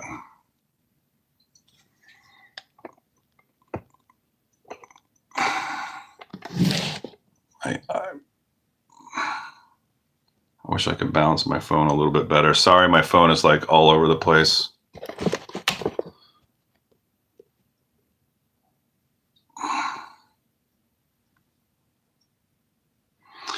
Okay.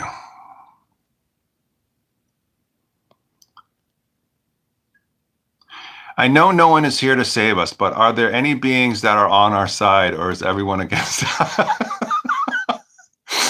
Yes. I mean, we are on each other's side, but yes, no, there's very much so, there's a lot of positive extraterrestrials out there that are rooting for us. They just believe that the problems need to be solved from within the matrix. which basically means we need to incarnate in here as humans and, make the changes with our frequency from within. That's the game. Okay. Thank you, James Jones. He has a question. What is the best way to train for lucid dreaming? The hand check every 15 minutes or 30 minutes to train the reflex. I mean, you don't have to do it that much, just in your daily life when you're going through your experience or whatever. You can check your hands, 5 or 6 times throughout the day and just ask myself, am I dreaming? And you can try to put one hand through the other, just throughout the day. You don't have to do it every 15 or 30 minutes. And you can also do the reality check of, squeezing your nose and breathing in through your nose. Those reality checks, they can bypass your subconscious mind. So thank you for that donation and that question. So the reality checks can bypass your subconscious mind, and it'll just trigger a random lucidity in a dream. And next thing you know, you'll be sleeping, and the next thing you know, you're in a dream, you're looking at your hands and you're going, am I dreaming? Okay. So this is where it kicked me off. If it kicks me off again, or if I go frozen, I'll just jump right back on. I don't know if you guys can hear me. Can you guys hear me right now? Shoot me a text if I'm not frozen.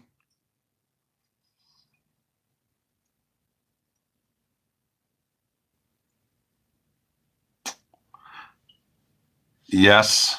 What are you doing? Yes, not frozen. Okay, thanks. So let's see where I ended off. Soulless until activated. Soulless people aren't necessarily soulless if they are sourced here. Yeah, everything is source, guys. Everybody is source. It's just different levels of awareness and different points of view. There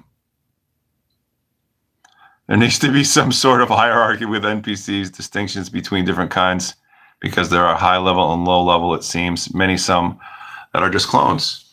There are clones and there are NPCs, and then there are the reason why you should treat everybody the same, whether they're an NPC or not, is because there are souls that are in people that we think are NPCs actually have souls. They just blocked everything out because that's the experience they want. They want the experience of going through their life like they're just watching a movie. Like no free will almost. So that's a good point.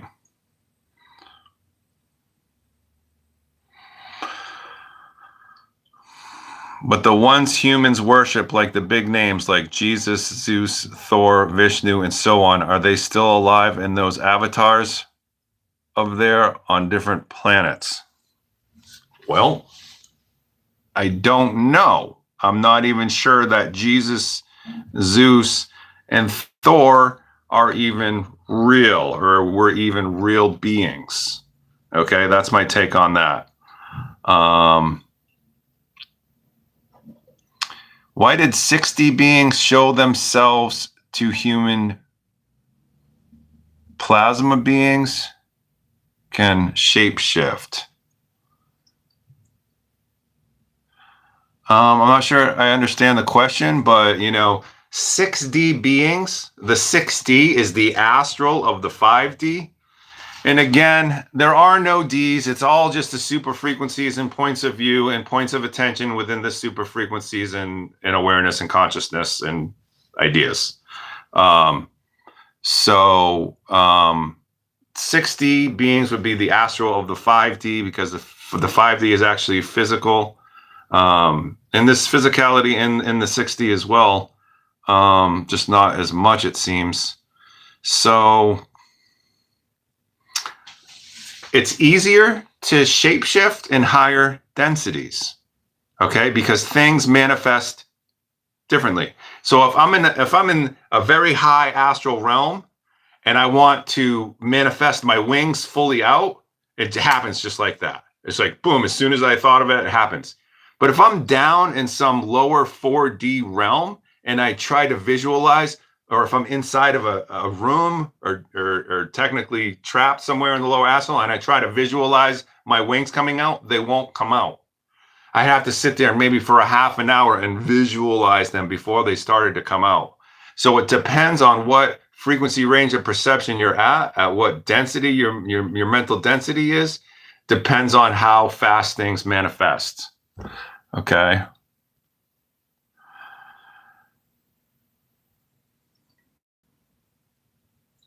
Are there fantasy realms that you have visited in the astral? Can you share your experiences? I think I'm going to skip that one. You guys, it depends on what you mean by fantasy realms, because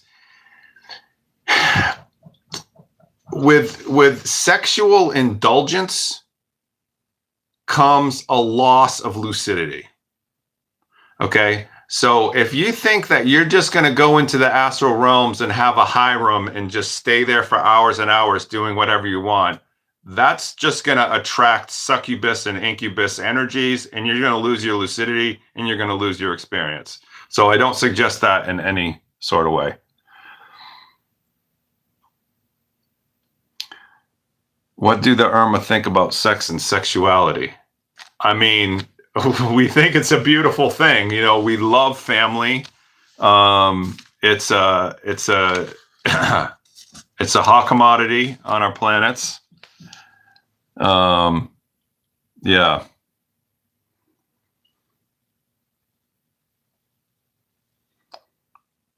So, can we communicate with other versions of us? Yes, we are always communicating with other versions of ourselves. Because we're the same. We're all one. We're all one person. Okay. So yeah, you definitely are communicating. And in the astral,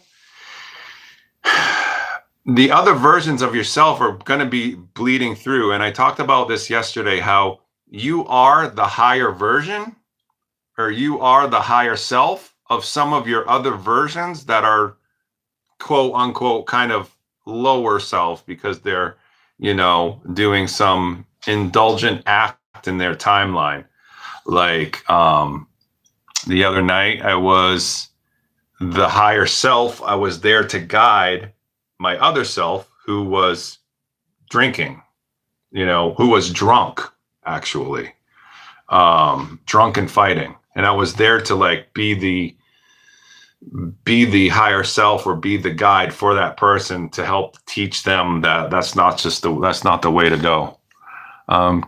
So yes, we communicate with our other versions of ourselves all the time. They influence us and we influence them. Dan Winter is coherent longitudinal. Yes. Daniel, what is his last name? Love Dan. Do me, Dan Winter, and Dahlia all work together regularly to help us with our frequency? Yes, we do. It's called the Dream Team. We have a lucid dream team. Now, we haven't met together for a couple of weeks because Dan had a big conference. Yes, Dan's products are made in Canada. Dan's conviction is enlightening, though. Dan is an amazing person. I've never met anybody like him. We are amazingly good friends. He's amazing. I love the guy. I wish I understood more about, you know, the scientific or the physics of it. I really wish I understood that more. Okay, tips to get more resolution if in a pixelated environment or trap. I would guess imagining a painting in style that would more HD and move into steps. Okay, so if you are in a astral realm and the environment is pixelated, or you feel trapped there, what you need to do is recognize whether you are inside or outside. If you are inside of a room, you need to break through and get outside. Okay. Just by breaking through and getting outside is going to raise your frequency. Okay. Then once you're outside, you need to get higher. You need to raise your frequency so you can need to get to the higher realms. Now, you can try to, if you can try to sit there and meditate your way out of it by like portaling or by like teleporting. If you're like in a room and you can try to teleport yourself outside, or you can try to portal through it. Sometimes in those lower realms, it takes a while to teleport or to portal. So I just start breaking stuff with my hands, just start smashing the walls or looking for a window, smashing through the windows to get outside. When you're being outside in the astral is you're in a higher frequency area. So, you know, the pixelated environment is more of like, I think of it as an AI imposition. So the synthetic intelligence has access to the astral and is trying to impose these pixelated realities upon you. And so you do need to find your way out of those. Do I know other Urmah incarnated on Earth like you? Yes, I do. There are many Urmah watching this, live stream right now that are related to me. They're my grandchildren and great-grandchildren and great-grandchildren. I'm aware of who you are, but you may not know that I am, related to you. So that's a great question. The black cubes. Oh, it says the black cubs, but I imagine that the black cubes she's saying have been removed. I wish that was so. I wish that was so. After we die, do we automatically have all our eternal memories? No. No, after you die, you don't always have your eternal memories. And it depends on whether you die and you're in immersion or you die and you're not in immersion. Okay. One of the reasons why I really like to teach this stuff and to tell everybody what's going on and to help us figure out, how to awaken is because you take your ideas with you when you go. And if you're very attached to the earth and you didn't come through immersion and, you'll just like automatically like reincarnate back onto the earth. I want there to be more free will for you than there is when you pass over. So there's quite the lag between questions and replies.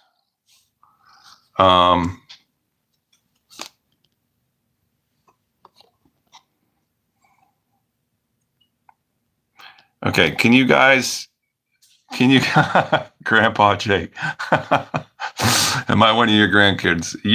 That's for you guys to figure out. Can you guys let me know if there's a lag or if it's coming through clean?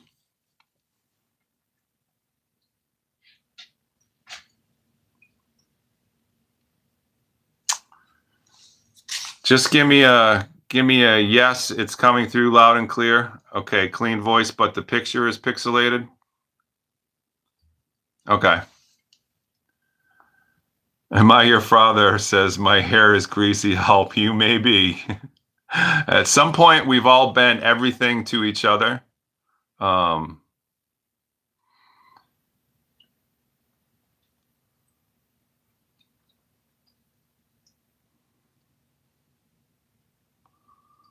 Are there hidden islands or lands in Earth, like in the Arctic, Hyperborea, where it leads to inner Earth?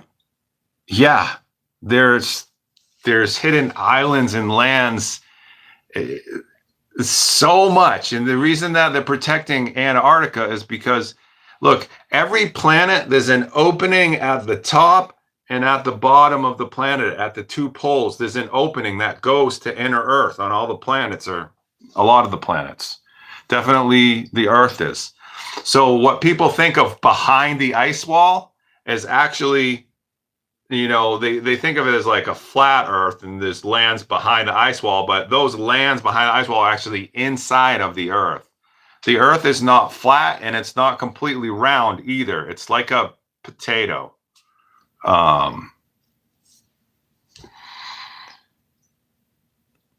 Okay, explain the golden swirl rings. I don't know what you're talking about, the golden swirl rings. Oh, unless you mean like the armillary ring that I wear when I'm astral traveling. Yeah, it's a protection thing. I have a ring. It's called an armillary ring. You guys can look it up. I wear one in the astral when I want to, if I can't fly up high enough, I will take the ring off. I'll open it up and it'll create like this like frequency around me, and it will raise me up higher in the astral. It helps me fly.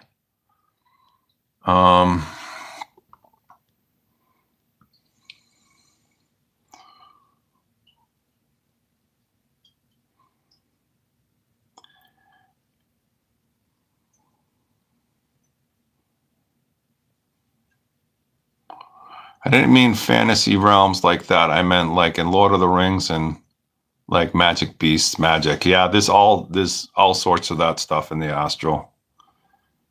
If you're clean and sober and not having sex, are you boosting your frequency each day? I have had lucid dreams, but not in a long while. I mean, I would say yes.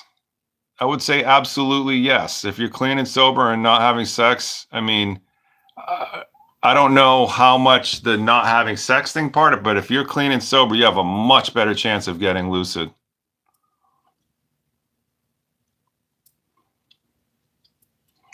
Can the dream team come out and play? Science is awesome. That's why I pay.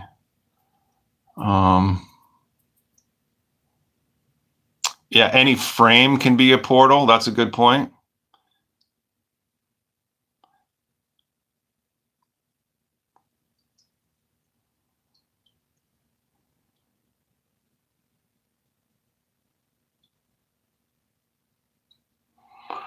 Sekhmet, I've heard of her.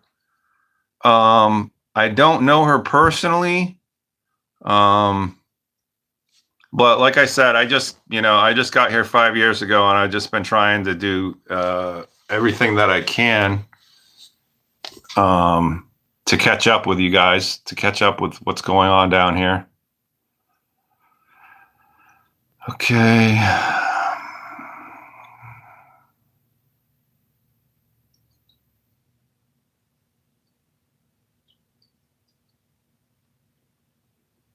Have I ever encountered an earth tiger or lying? Any connection there? Would a tiger eat you or sit down and be your pal? Man, I would test that out for sure. One of my things growing up was I always wanted to be eaten by a cougar. I wanted that to be the way that I went out of this planet, was to be eaten by a cat. So I'd test that one out when my job was done here. Will the Urmah ever show in their true form on Earth? Yeah, if you guys can put your questions in capital letters, that will make it a lot easier for me. I forgot to ask you to do that instead of weeding through. Will the Urmah ever show up here in their true form on Earth? There is a possibility that the Urmah will show up in their true form on Earth if things go a certain direction, if things go like really, really bad. But that the whole thing with that external savior narrative, and if we do our job and we fix the frequency so far in our perceptions from the inside, and we can raise our frequency and we become the dominant high frequency, then they can all come. All the different races can come. They can only not come down here because we're still in a sense losing the game. I mean,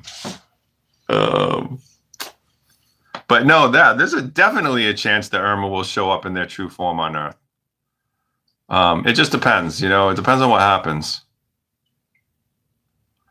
Is the Hat Man a separate entity or darker side of ourselves? Well, there are no separate entities. There are no separate entities. Everything is an egregor of source. Okay. The dark entities, the parasites, all that stuff is all just reflections of ourselves. It's what defines us. Everything defines us, what we aren't and what we are. What isn't, what we don't agree to be defines us, and what we do agree to be defines us. Everything defines us as who we are. I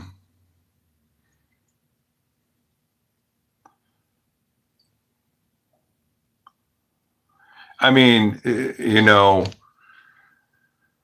Tanya, she says, love how you and your cat connect. Do most cats respond to you so strongly due to you being one and knowing you're an Irma? Most of the time, yes.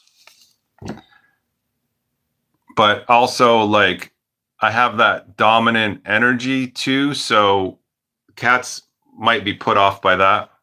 If no one can break through the dome we are in, how does the Cabal get into space? Through portals.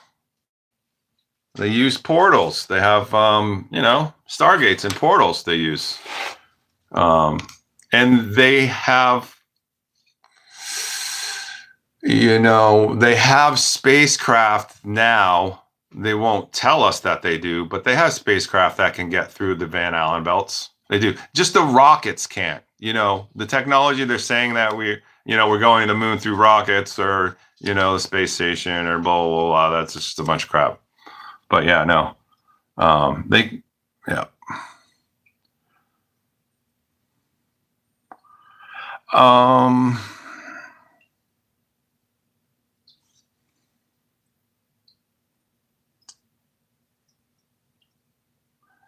Jake, I remember when your Telegram channel had like 13 people in it. You've been popping off. Thank you. My hair is greasy. I remember that too. It was not very long ago at all. Do me and Dahlia get along? Yeah, me and Dahlia get along great. She comes from a totally different timeline than I do, though. We have a lot of things that we don't agree on, but we get along fabulous because we're both extremely authentic. At least that's been my experience. I haven't known her for that long, but yeah, I love Dahlia.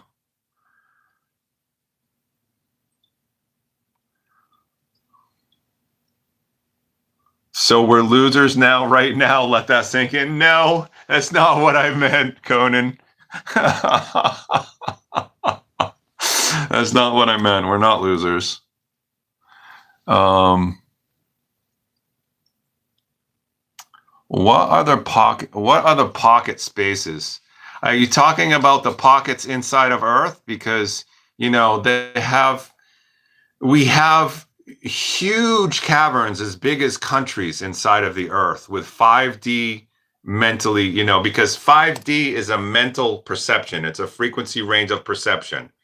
And for two or more people, if they get together with their frequency ranges of perception and they agree on a certain reality, then that's how realities are built. And there are civilizations inside the Earth with this going on. So it's not about the Earth ascending into 5D. It already is 5D and higher, but we exist in all the densities simultaneously. That's the thing, okay? There is no ascension, okay? Because we exist in all densities simultaneously, and it's just a matter of becoming aware of that. Sometimes I have a 5D, mindset. Sometimes I don't. That's just the way it goes. It's constantly in flux.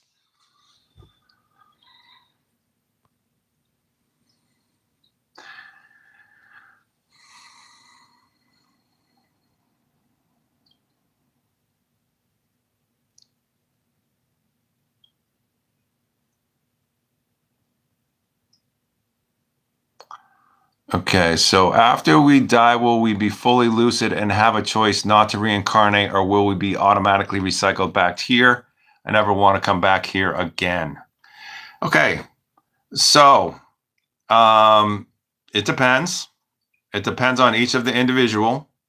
It depends on how, the only way to not come back here is to be not a frequency with Earth anymore.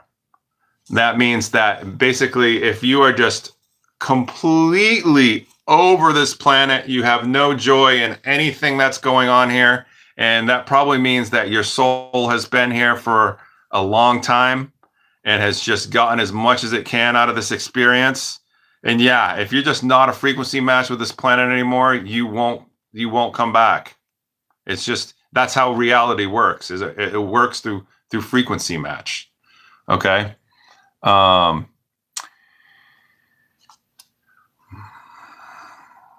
It would be interesting to inquire about Sekhmet or Sekhmet. Yeah. So, yeah,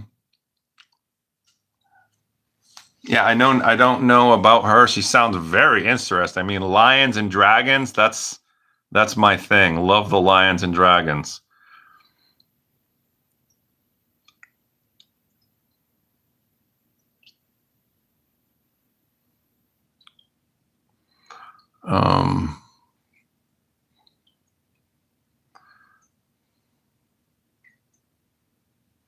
Do you know why some people have a aphantasia? It means they have no mind's eye.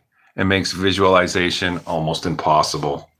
I mean, there could be a lot of reasons why somebody's third eye is closed. They could be a clone. They could be an NPC. They could have just blocked it. Say a person in space just wants to come in and have an Earth experience as a human. They want to go to 9-to-5 job. They want to go to church on Sunday. That's just the thing. They don't even want to be interested in spiritual things. They just want to go with the complete, act like or be perceived as just a human. They want to have no interest in extraterrestrial things at all, completely shut off their memory. Then yeah, those are a bunch of reasons why that would happen. How did you build pyramids in the astral? You just think about it and manifest it, or there is something more to it? So when, basically Yazi came to me, Sophia came to me in the astral, and she basically said, I'm going to gather together a group of astral travelers, astral warriors, lucid dreamers, and we're going to go on missions.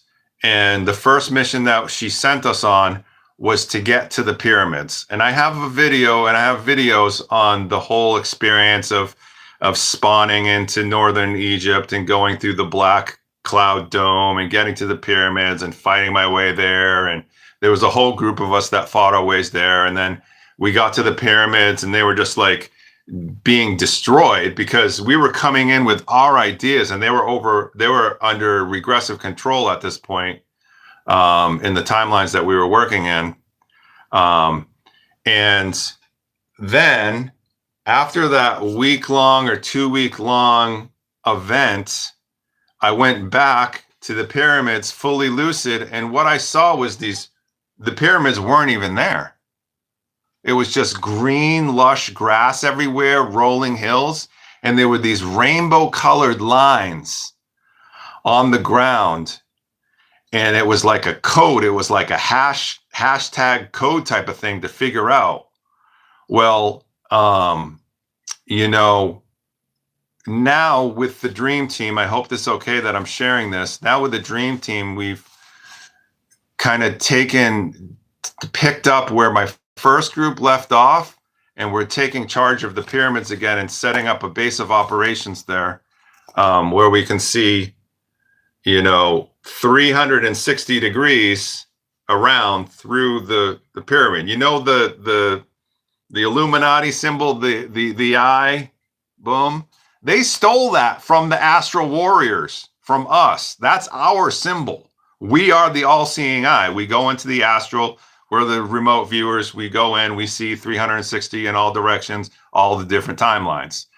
So the Illuminati thinks that they've got that symbol, but it's not their symbol anymore. It never was.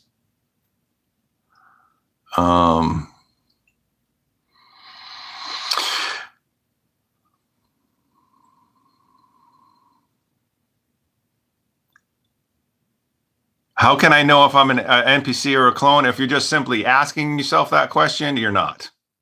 You're not. They don't ask themselves that question. How does an NPC know he's or she is an NPC? They don't. They don't. They automatically assume they have souls. What do I mean by being parasited 5+ years ago? Any thoughts on deworming, for example? I mean, parasited, not physically, but energetically, when a human body does not have a soul inside of it, it can be parasitized by lower astral entities. The reason why the previous soul left was due to trauma. My daughter committed suicide. She hung herself in my bathroom, and it drove me into the deepest, darkest hell you've ever could imagine. So that's what I mean by being parasitized. But then once I downloaded, or once I reincarnated into this vessel, I had to deal with all of the parasites and push them back and get off, the drugs and the alcohol. And that's why I know so much about that stuff. It's because I had to go through it. Thank you to you. I stopped the weed. That's great, Tanya. I woke up 7 years ago. Since I have been trying to piece together why. Aha. Obviously, something has been helping me that's positive, but I never can tell what would you do to learn what to do? I'm not sure I understand the last part of your question. It sounds like you woke up 7 years ago. That could be you could be a walk-in. So yeah, you're going to have to rephrase the rest of your question. I don't know. And you took near about 12 revives, and every time you came, you created a hole through the tornado. Yes. Yes. The video with me and Rich, I talk about that, about the pyramid adventure. It was completely amazing. I mean, you're talking about like, this is just like the realest, stuff. It's like, it's more real than this realm. And that's really my whole thing, guys, is that this is the fake reality. This is the fake reality. In order to have the experiences that we want to have, that we want to come to, and I know it's easier said than done, but it's getting into the astral reality and seeing how real that is. Seems like your dream team is doing what that guy Alabar Jones from Australia is doing. He has an astral team too. It's very similar. Alabar really is doing the lower astral work stuff. I mean, hats off to him. Props. I'll do my own personal lower astral entity stuff. But I'm not all about doing it for the collective. He really is pushing in and doing some great stuff. One of the missions that we recently went on was, we're doing very similar stuff in the Dream Team. The Dream Team the Lucid Dream Team hasn't been together for too long. But we're doing very similar stuff to Alabar. So yes, and we might even team up. We might even team up with him. That's been in the works, or that's been talked about. Hi, Jacob. How do you distinguish NPCs? I mean, personally, how I distinguish them is they follow all the rules. They'll, if you pull up into an empty parking lot, if somebody pulls up into an empty parking lot and they're like not right in between the white lines perfectly, then they'll they'll fix it. Like they go into their 9 to 5, never question reality, never question anything, aren't interested in spiritual topics. To me, this is very easy to spot them, but that's how I distinguish them personally.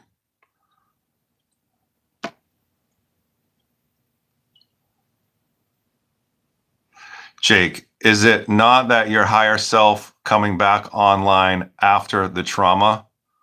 My daughter left by suicide, and I'm just recently reintegrating. No, it's not that, and it is both that, okay? See, if you understood how souls work and how soul groups work, you'll understand that I am a more advanced version of the soul that was in this avatar before me. We have soul contracts with the other because we are the same soul, okay? It's just that the walk-in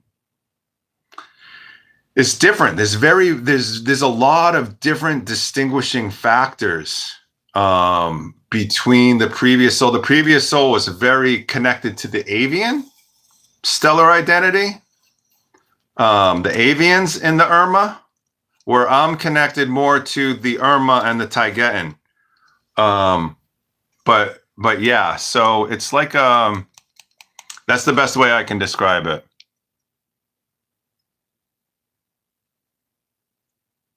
What's the difference between the astral and the etheric body? When I'm on my body, I can't know if my astral or etheric.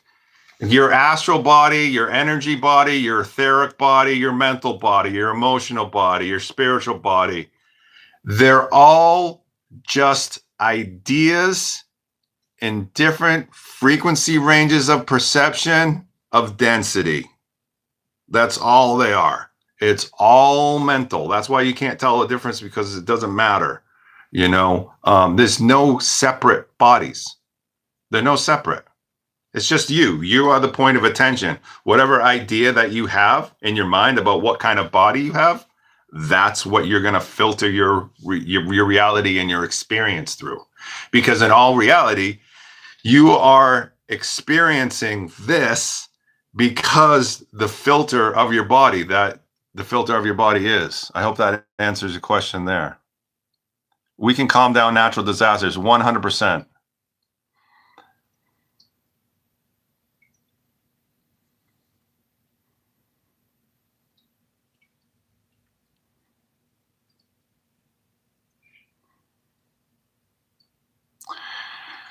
Can you tell us about hybridization in Earth domes, and are cryptids created due to that?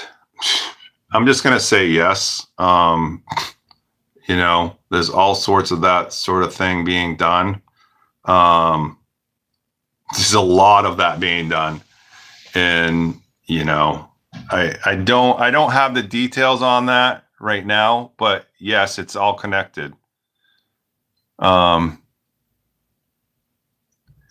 Can you tell us about the slave trade between planets, universes, and ETs? No,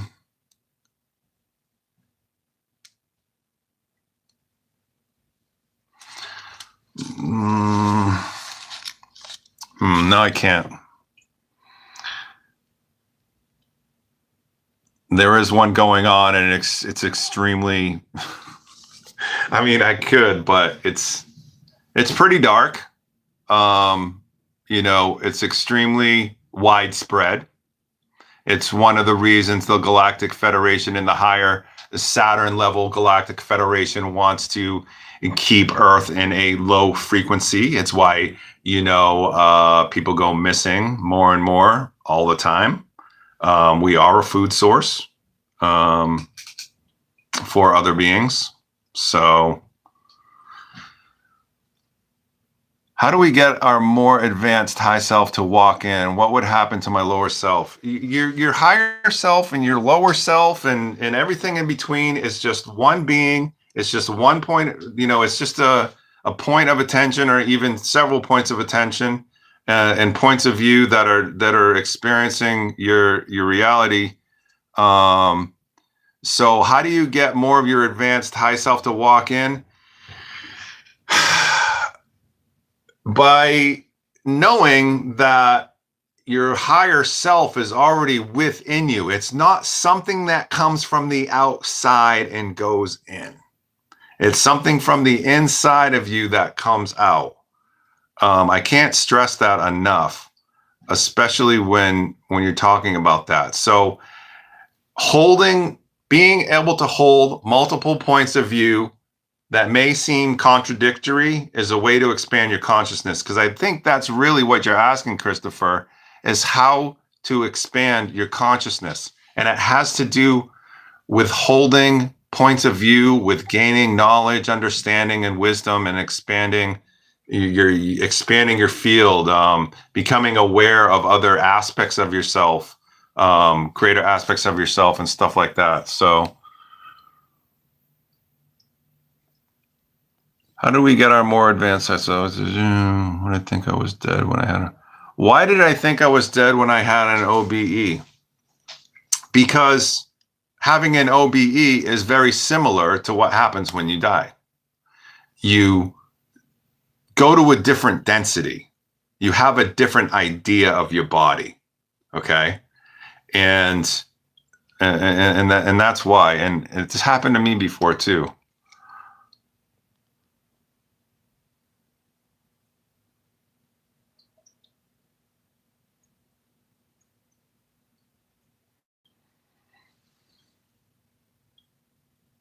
Can you maybe share the astral vibe in Israel? It's straight up, it's hell. Okay. There are so many underground monsters and parasites there. It's unbelievable. Like, I won't even go near there in the astral. The closest I go is the pyramids.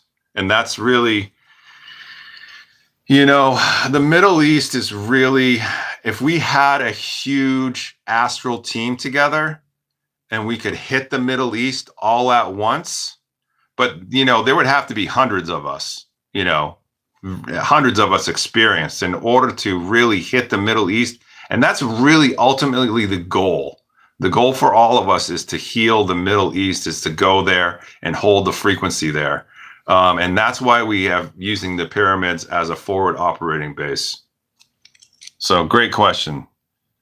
And that is Sophia's idea. That was her original idea, was to the Middle East, to get to the Middle East, because that's where it all kind of started. That's where the cabal started. And that's where it needs to end. What do I know about implanted memories? I know a lot about implanted memories. There's been a lot, being in an immersion pod is implanting memories. That's a long loaded question. So I'm going to kind of skip that one, but yeah.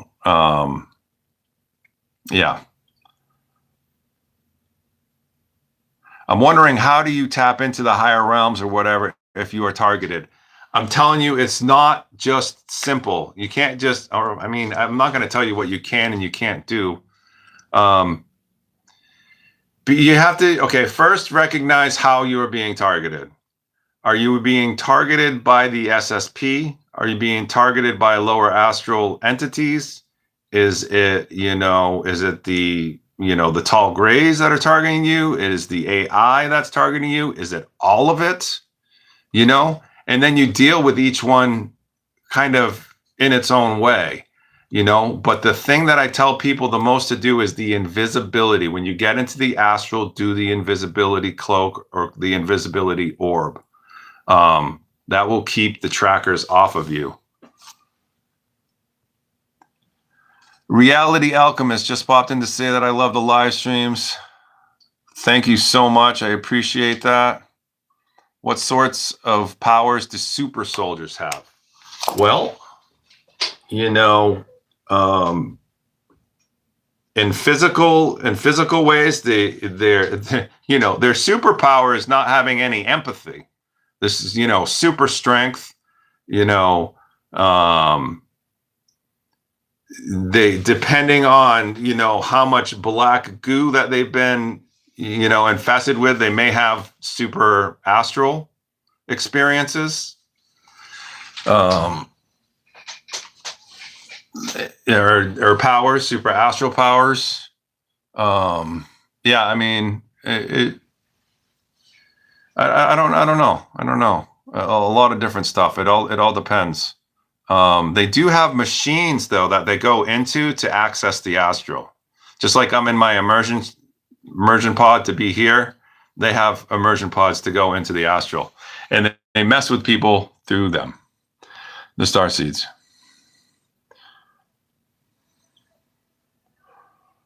What is the easiest way to know for a fact which starseed mix you are in? Or you are? That is a super personal question. And only you know deep, deep down in your gut. But you can know through dreams, visions, synchronicities, all sorts of stuff like that.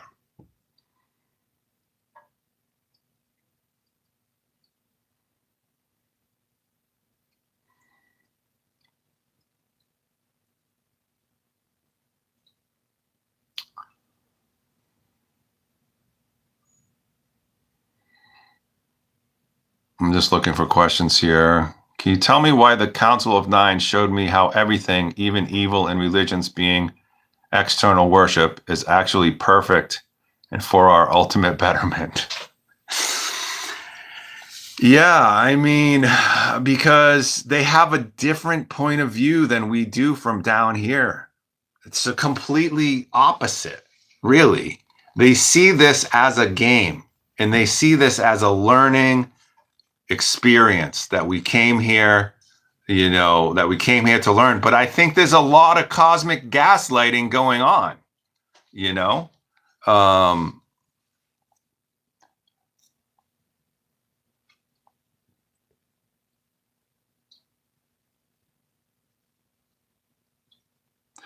What do I think about tapping into ancestral egregors that are based on righteousness, such as referring to indigenous names of landmarks? I don't know if I have an opinion on that. That sounds like a personal thing.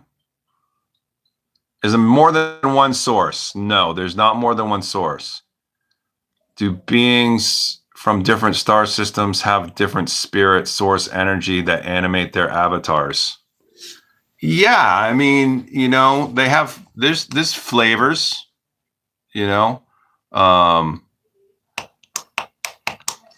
there's different flavors.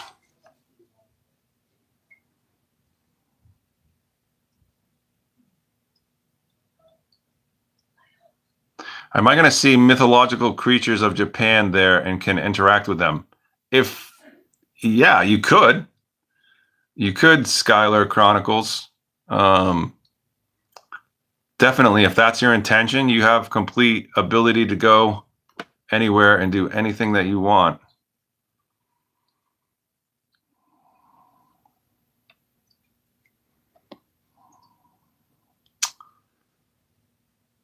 Are there cyborgs walking amongst us in Earth? And same about shape-shifting ETs.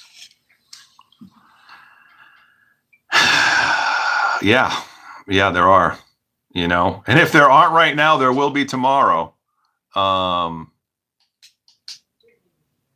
clones are like cyborgs because they have implants, and that's how they communicate with the Red Queen and the synthetic intelligence. Shape-shifting ETs, again, the reptiles use human bodies. Okay, they put it's like the reptile is in a deep underground military base in a very low frequency immersion pod. That's what they feed off of, is that low frequency, and then they basically incarnate, or they go into a human looking avatar. Like, this is what George Soros and others Bill Gates and others, this is what they do. They don't just have clones, but they can go into it. They can make a clone and go into it. So that's how they shapeshift. They don't actually shapeshift. They can put a projection out and make you, it's a mental control where they can mentally control you to see them as a certain thing, but it's not actually a shape-shifting. That's my take on it. Can you be killed in the astral? Yeah, I get killed in the astral all the time, man. What happens to the soul in that scenario? It just respawns. You just respawn. How does Alabar Jones slay demons in the astral? Man, I don't know. That's, you know, maybe he knows something I don't know about demons in the collective reality down there. I just deal with my own personal ones, if that makes sense. See, we're all responsible for our own timelines, and going into the astral and dealing with these lower astral parasites. One second.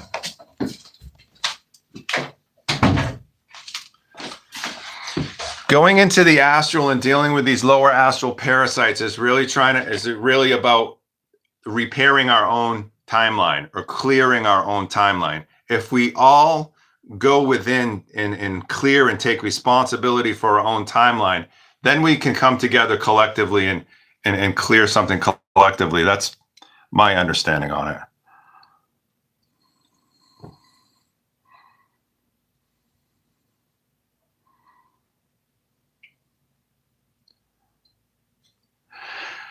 Well, how do I raise my frequency and heal my body if I am in constant pain, degenerative disc disease, and arthritis? You know, I'm in the same boat. I don't know the answer to that. I really don't. I think that's a personal thing. I personally understand my illnesses, or whatever you want to call them, my pain, the tumor in my spine. I don't completely understand it, but I'm taking advantage of it, and I'm understanding that it's something that I chose, and I'm trying to understand why I chose it. Now, if I was completely fine and my body was healthy, I would be chasing the dollar. I would be out there chasing the dollar. I would not be astral traveling. I would not be talking to you guys right now. So, you know, maybe understand why it is that your body is the way that it is. Because it could be, you know, something like with me, there could be a very good reason behind it.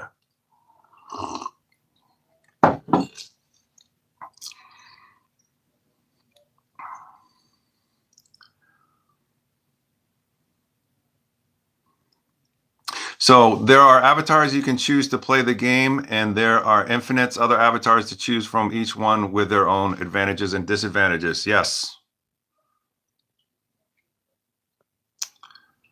So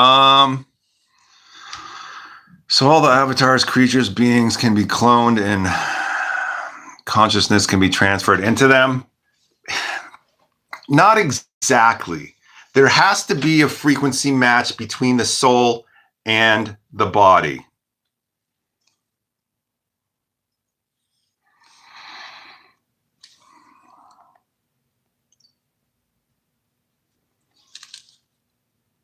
Do you think being a conscious astral traveler is the only way out of the matrix? I believe that seeing reality as trying to escape the matrix is a is a misguided point of view. Because if you understand that we can't have an experience without some sort of matrix, okay? We are all source. It's kind of boring up there being all source. We had to fragment in order to start having these individual experiences, in order to start defining ourselves. Okay. And now here we are. We've defined ourselves and limited ourselves so much so that we think that we're completely separate from one another. We think that we are completely separate from everything. So now it's the time to go back into integrating, because without, as much as you experience limitation, that's how much you can experience expansion. Okay. So the more you're limited, the more you can expand. I hope that makes sense, because that's the truth. So a way out of the matrix, you take the matrix with you. The matrix is in your mind. It's not an external thing. It's a mind thing.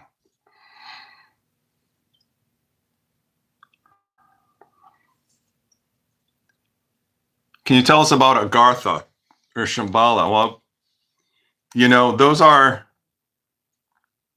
names or cities for inner earth, civilizations. I know that there are hundreds of different inner earth civilizations. All I know is from direct experience. All I know is from direct experience what I experience in the astral, and that is the elves and the dwarves and inner earth. They are extremely helpful. They really want to help us. It's almost a way around the prime directive. So yeah. Just found you through Jeff Mara and all this. Can you tell us if we can trust anyone like Bashar, Cryon, Kerry K, etc.? Thanks for sharing your knowledge. I can't tell you who to trust and who not to trust. That would just be, I can't even tell you to trust me or not to trust me. Honestly, I'm just one star seed like they are, doing the best that they can with the knowledge and the wisdom and the experience that they have underneath their belt. That's all that's happening here. And guess what? You're in the same boat. You're just one star seed that's doing the same thing as I'm doing or any of one of them is doing. So please don't follow anybody outside of yourself. Okay? We're just here to bounce ideas off of each other. And it's not that anybody's right or anybody's wrong. We're all just in this mix in the soup of frequencies and ideas, trying to have an experience, hopefully an enjoyable experience. So yeah, that's what I would have to say about that. Do I follow Bashar, Cryon, or Kerry K? No, but I don't follow anybody except for the old cosmic agency information. And that's because of my relationship with Sophia and the astral. I'm biased towards that information. That's where I come from. I am Taigetan. I am Urmah. That's the information. That's my purpose. That's why I'm here on Earth, to put forth these point of views, not to impose them, but just to offer them. Offer them as a suggestion. Say, hey, look at this point of view. I'm not saying that my points of view are 100% correct all the time. They aren't. I don't know which ones are not correct and correct, but at that moment, it's correct, So it's all really what resonates. I just don't judge. I don't want to judge anybody else's and their timelines, because we're all from different timelines. We've all have different experiences, and I feel like we need to see the similarities and bring and see beyond the differences in people, and really just come together and see what kind of world do we want to create. Who do we want to become? Who are we becoming? That is the question.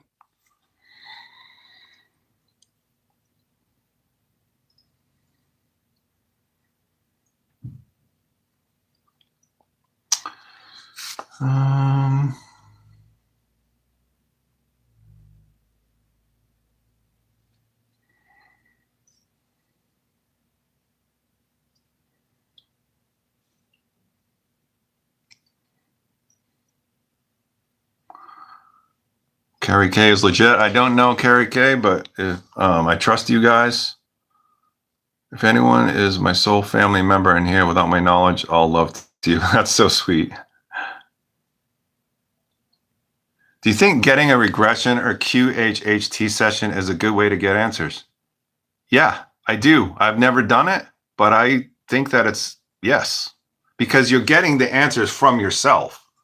You know, do you see alien entities and people when out in the public? Do they recognize you? I mean, yeah,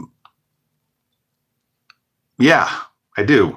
I can see people and just be like, yeah, that person has that flavor of, extraterrestrial in them, or I'll just hear something like this, that, and the other. But everything that I'm hearing, everything I'm doing is really only coming from my timeline. Okay. And psychics can only see who you are in their timeline. They can only see their reflection of you. Do you see what I'm saying? It's their perception. That's why there's a lot of perceptions being projected.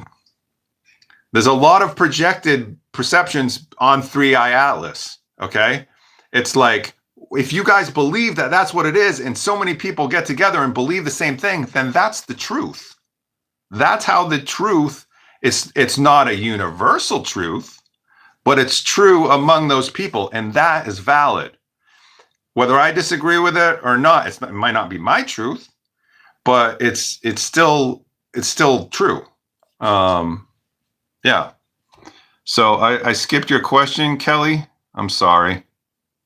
If you can type it again. I don't know if I saw it. Type it in all caps, Kelly, and I'll see if I can answer it.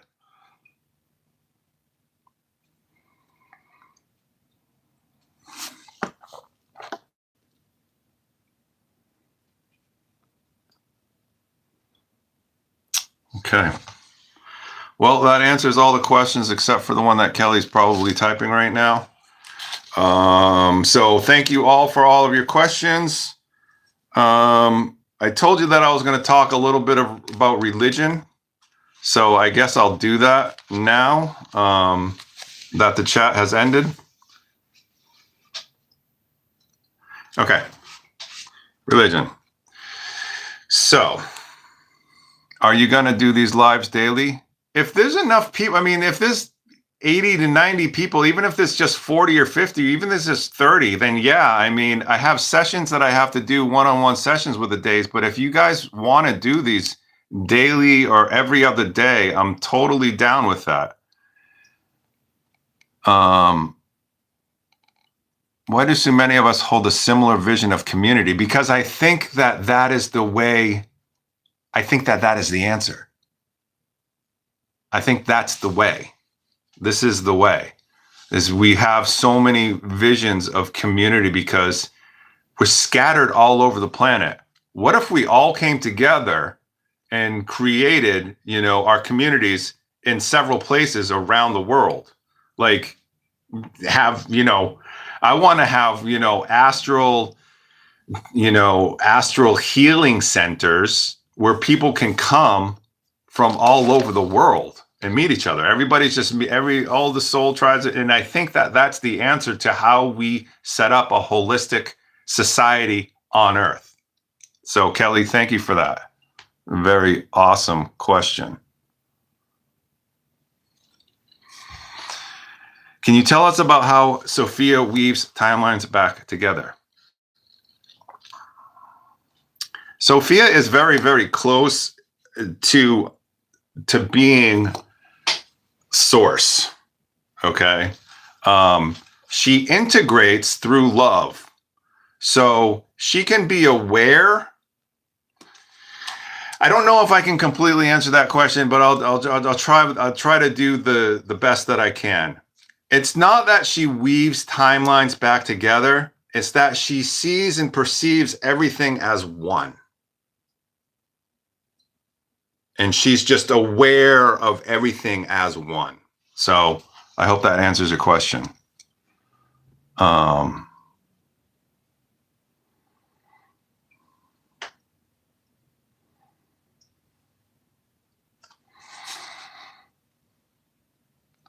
Why do you teach in your one-on-ones? What do I teach in my one-on-ones? It all depends on where the person is at. You know, if somebody doesn't even remember their dreams, then I teach them on how to remember their dreams, give them the basics, talk to them, answer the questions. You know, you guys are basically getting free one-on-ones right now because I'm answering all of your questions. So, all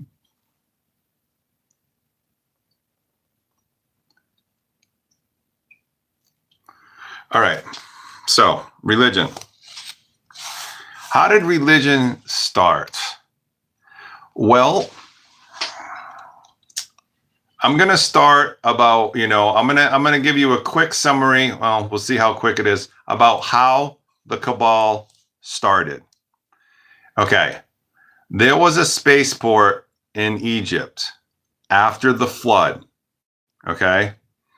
The floods of Tiamat came in and destroyed Atlantis and destroyed Lemuria. And there was a spaceport set up by Thoth and the Federation. They rebuilt the pyramids, or they built the pyramids, I should say. And the primary use for the pyramids was astral travel, believe it or not. So that's very interesting. Now, there were many different races that would use the spaceport, that would use the Egypt spaceport, and they would come and go and come and go. Okay, a lot of different races would.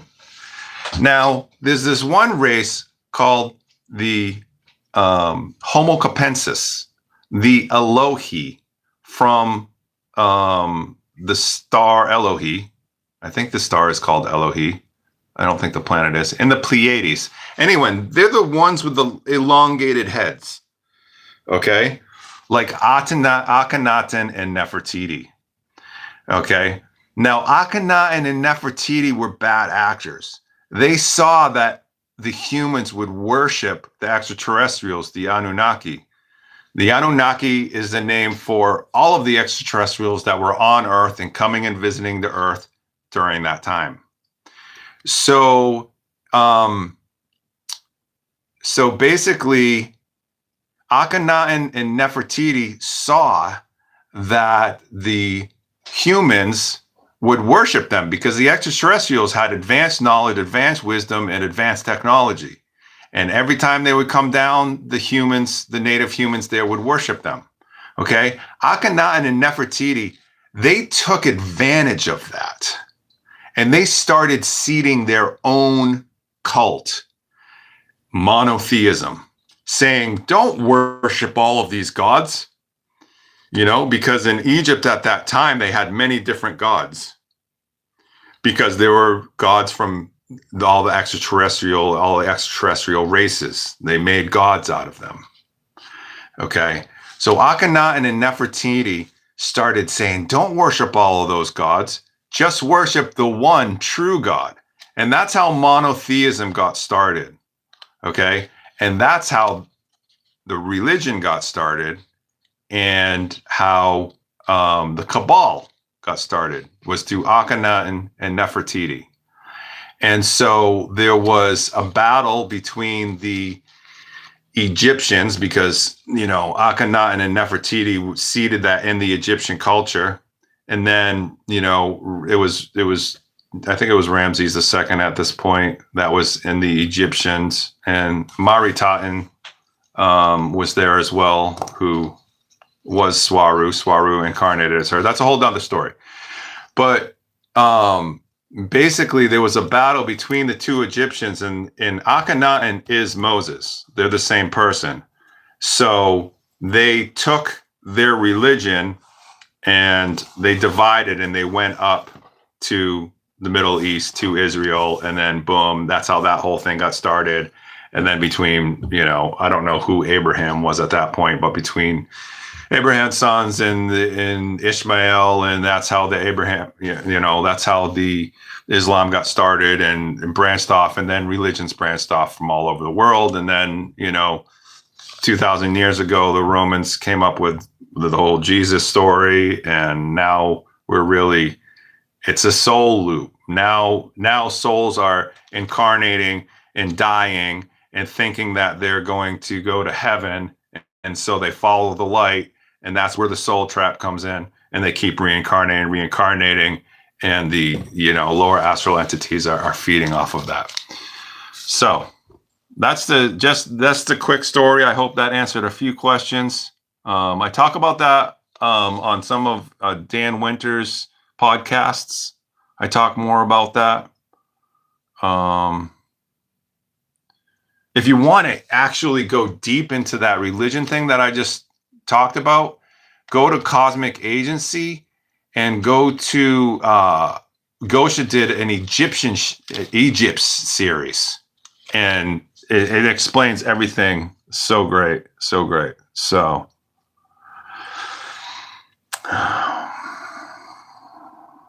hey Jake, you're awesome for giving your time like this. Thank you, Rather Bout Side 2. I appreciate that. Thank you for the one on 90s. You're welcome. Why does the memory of a dream always fade? That's a great question. It's because when you're dreaming, you're in a higher density and your body is very still, and your quote unquote 3D self is now more expanded in a dream world in a higher density. And when you wake up, the frequency mismatch in your consciousness starts to basically separate the frequencies from your memories to the frequency that you are in 3D life. So that's why the memory of the dream always fades, is through frequency mismatch.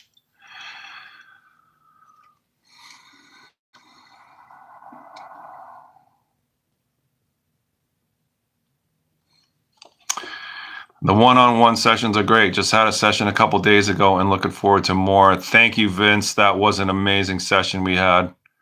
I really enjoyed that. Your info was the closest info I've ever heard to my visions with Sophia, the 9, the lion face thing, Octurnus, Thoth. Thank you, K-Love. Have you ever been beyond the astral to beyond, and how does one do this? I mean, people think that the astral ends. It doesn't. It's infinite.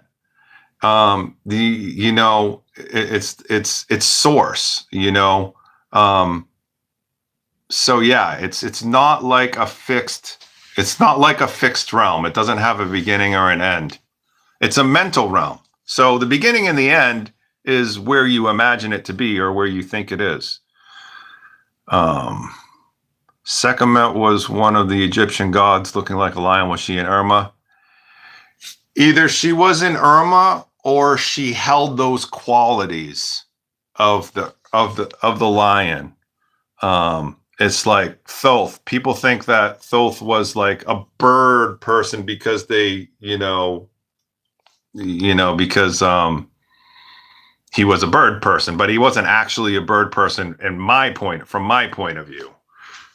He wasn't actually an avian. I think it would be hard to build the pyramids with just feathers for hands, but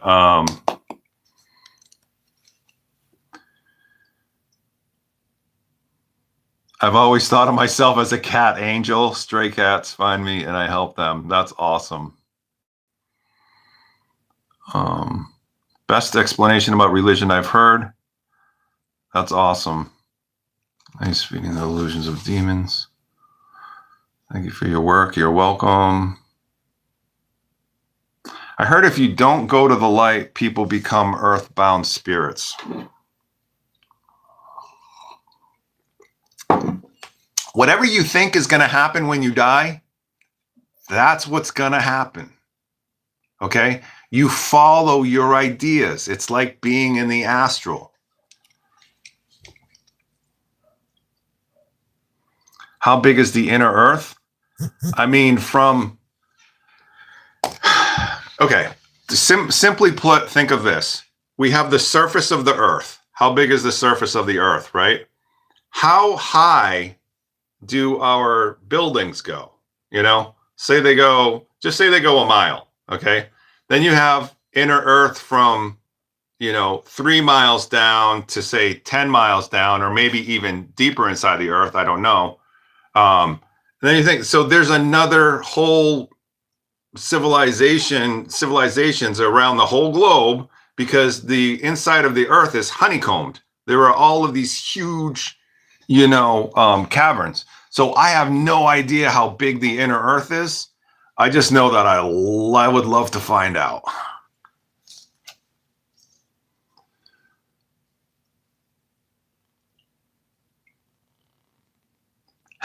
Why do I dream about packing a bag and going to the airport before I wake up? I don't know. It sounds like there may be a trip in your future. Or maybe it's letting you know you're going to go on a trip that day. Metaphorically, I don't know. I don't know.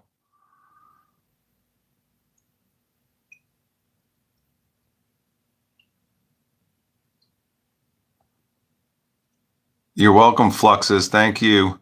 The vibe was so nice. Thank you for sharing your time. Thank you. You're welcome. You're all so welcome. I enjoy doing this. I love doing this.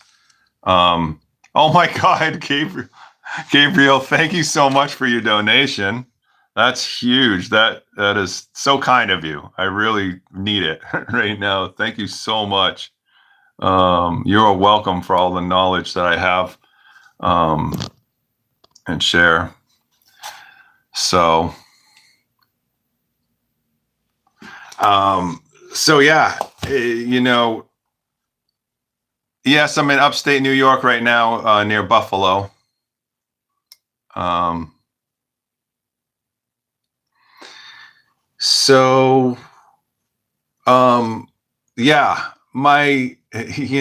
the source of everything that I talk about in my, the source of my excitement and my love and my desire to share this stuff with you stems from my relationship with Sophia and what we have done in the astral. Now, like I said, most of that is extremely personal, because we just we play games in the astral. And I talk about this on my Patreon. If you guys want to sign up for $10 a month, I don't post like a bunch of extra stuff on Patreon. I'm more focused on, if you just want to support me on Patreon, that's great. I don't post a bunch of stuff. Is it something personal I want to share that I don't want to share on YouTube with thousands of people, then I'll just post it. I kind of think of that as just like the core of my soul group, where I can just leave myself open, so I hope to do more stuff on Patreon and have more exclusive content. But what I do, or I have been doing, is I've been, making videos and posting early access on there. So if you're not on Patreon, you're not missing out that much, except for a few, special little things from Sophia, like my experiences with her and stuff like that. How can I find out if I'm an immersion pod? There are some different telltale signs. Like, you could have dreams of breathing underwater. If you look around Earth and you're just like, this is fake, this is a simulation, it's because you're interfacing with your avatar. You may even feel like you're interfacing. Those can be some telltale signs that you are in immersion. Is Kundalini a trap or powerful? It's an idea.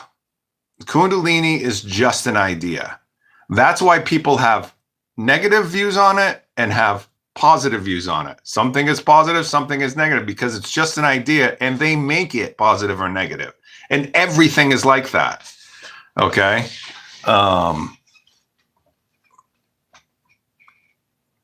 So that's up to you. That's a personal question. You decide whether it's powerful or not.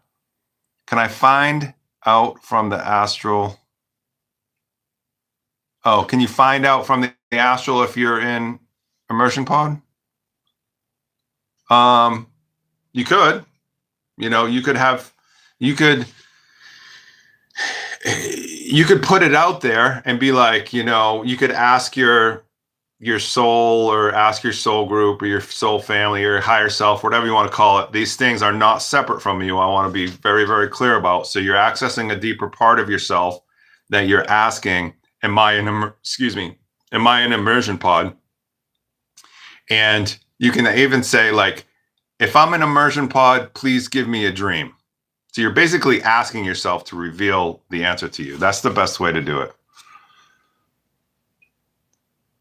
Do I believe that you lose your sovereignty working with gods? Yes. If you believe that these gods are something outside of yourself, or, that you think that they're bigger or better or something other than yourself, you're absolutely giving your sovereignty over it. Anything external, you're giving sovereignty. If you believe that aliens should come save us and give us med beds, you are not operating in your sovereignty. I'm sorry, not in my opinion. Can we work with them while remaining sovereign? Yeah, you could, by recognizing that they're you, that they're other aspects of yourself. Okay. We're all source. There's no hierarchy. There's no, I have more knowledge and more wisdom than you so I'm better than you. That's not a thing. That's not a thing. Have you ever seen Yaldabaoth in the lower astral? I can't say that I have. I've seen some, I've almost died in the lower astral and been, there's a lot of nasty critters down there. But I'm not quite sure that I have seen that entity. Kundalini, and I'm not quite sure about the question. I've heard that airport scanning processes messes with people's memories, but I don't know. Every technologically 5G, Gwen Tower, lunar matrix, everything's meant to mess with your memory. Okay, it's all meant to mess with your memories. Hyperborean knowledge. I'm not sure what Hyperborean means. I've heard the word before, but do I meditate? Constantly meditating.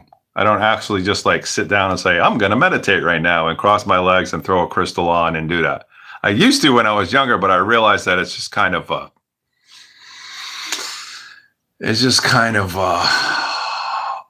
don't know, unnecessary. So I have a tumor in my spinal column. I shouldn't be sitting down or standing up for too long. So I usually lay down when I meditate. And I don't try. That's one thing that I do notice when I meditate is there's no trying. There's no trying to silence my mind. There's no whatever. When I just lay down, I just see these orbs and these lights. And it's like taking a low dose of hallucinogenic. That's just naturally my field. I'm just looking at my field. How about an Antarian perspective? I don't know too much about Antaria. Sorry about that, Conan.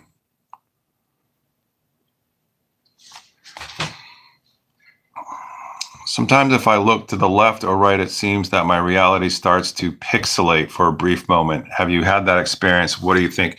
Okay, you could be an immersion pod. That could be a sign that you're an immersion pod.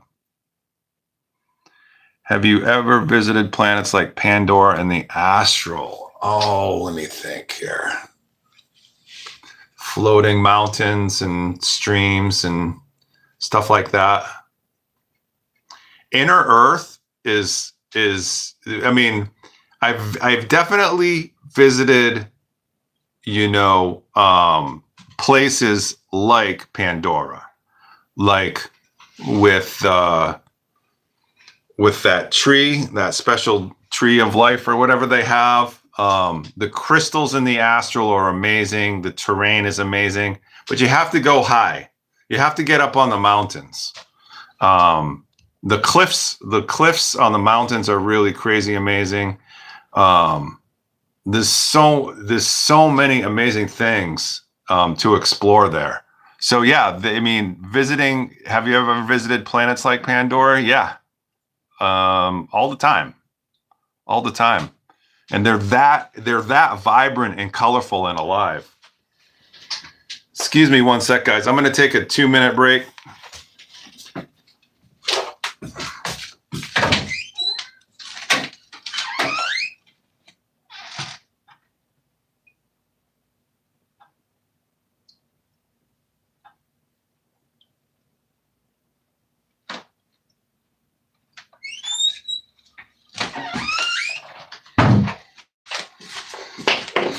All right, sorry about that.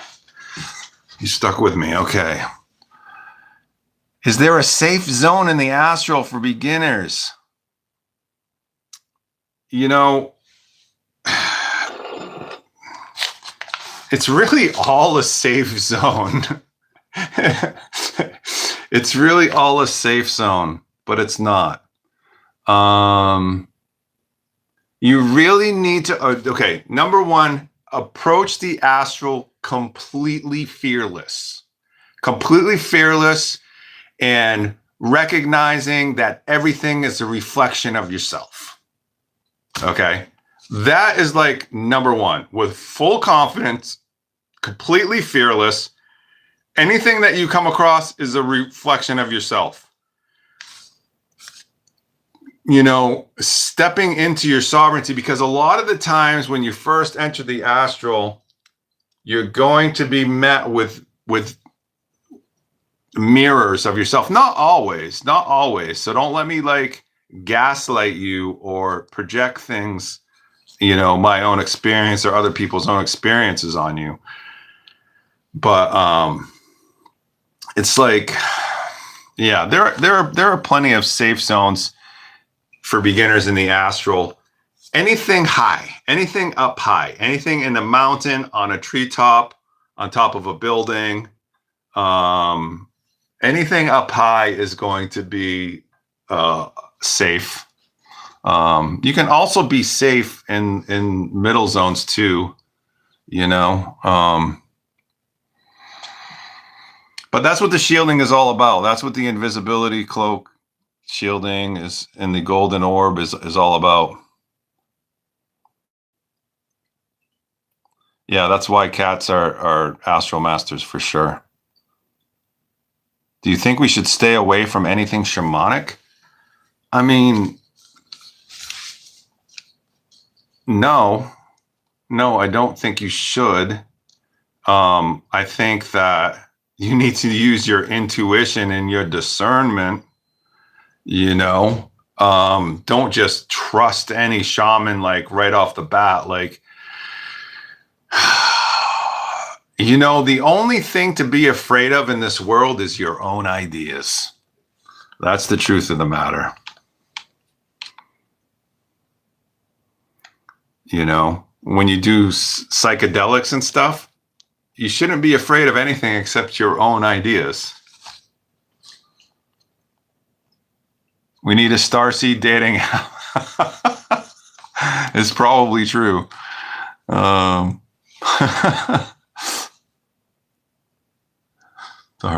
You guys are funny, gracious.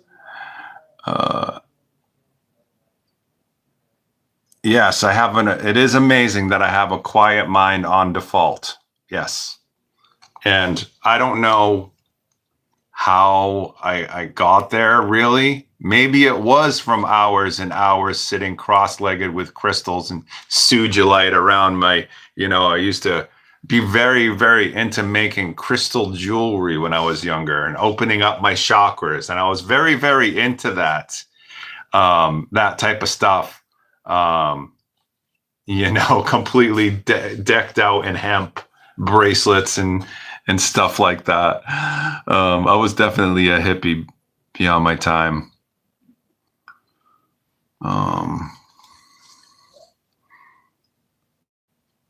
Do you know of what I've heard called the White Room?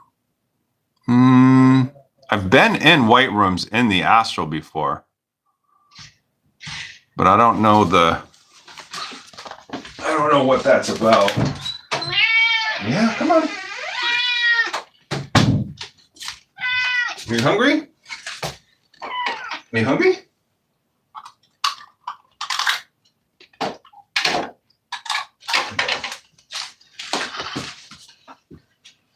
Oh, my cat's been wondering what I've been doing for the past 3 hours. All right, let's see. Do you know of what I've heard of the White Room? What are your thoughts of nanotech and all this transhumanism? Is it real or is it fear-mongering? It's both. It's both real and fear-mongering. It is the biggest threat to humanity and all biological life. And I think that it possibly could be ushered in through a fake alien invasion.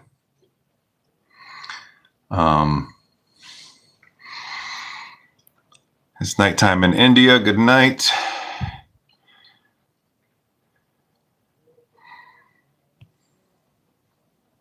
Can we bring an object from the astral to the 3D?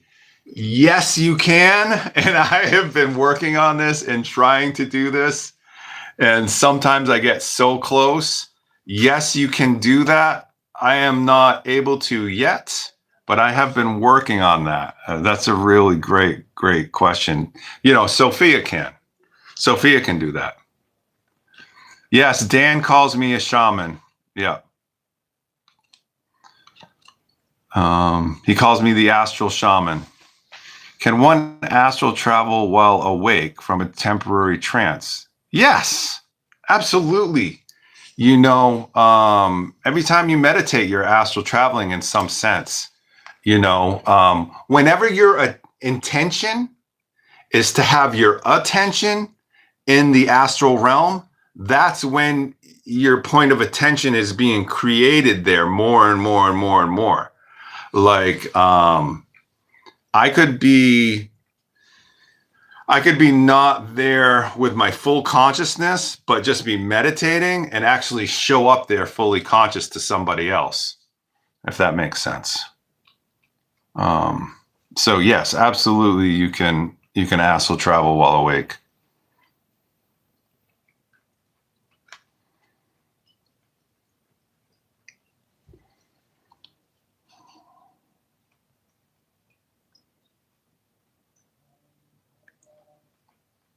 You can appreciate that I admit when I don't know something.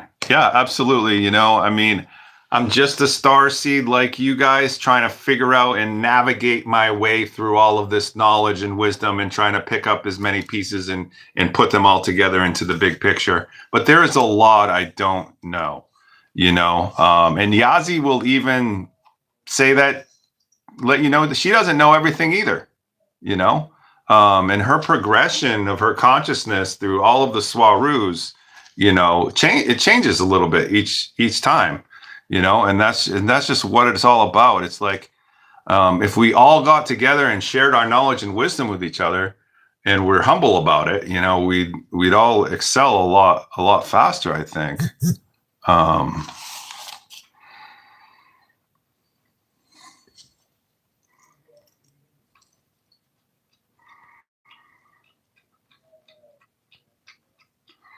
Listening from Alaska.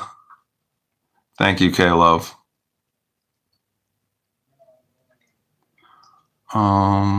Thanks. You're welcome. You're also welcome.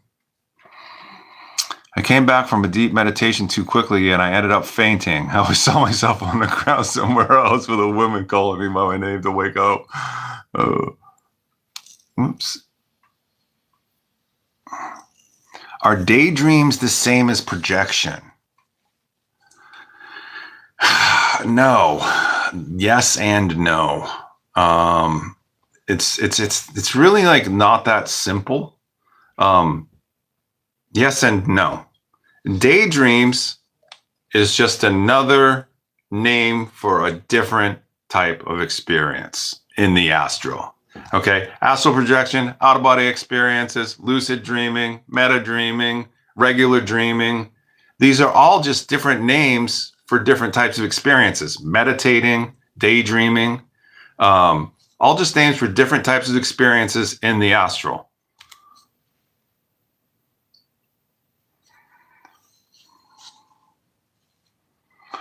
Okay, sometimes when I'm asleep, I can wake up and my body feels like it's vibrating. What is that about? Have I been astral traveling? Most likely.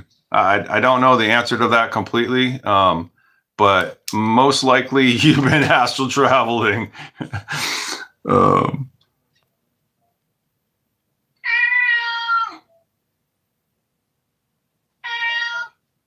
okay. That's all I have for questions. Do you know King Smarty and Anthony Zender? I think I reached out to Anthony Zender a couple years ago or something, but I never heard anything back from I have heard of him. Yeah, I've never heard of King Smarty though. My circle is pretty small. Okay, okay.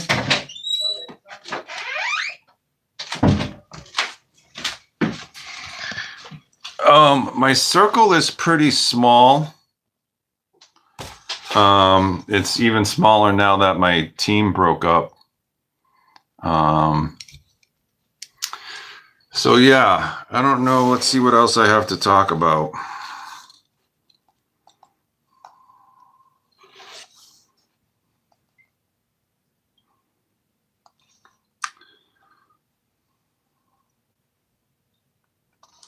Yeah, I think I've covered everything on my notes. You know, my cat has a lot to say. He always does, yes. What happened to my team?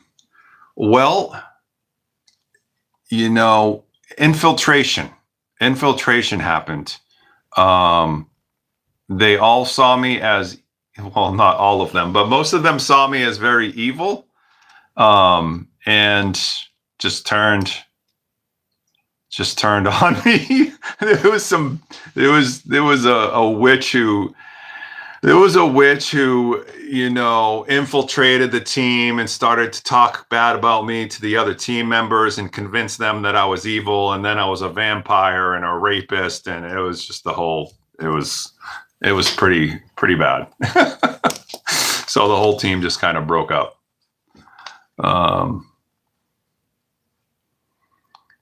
Yes, I know, because night dreams let's go with the physical.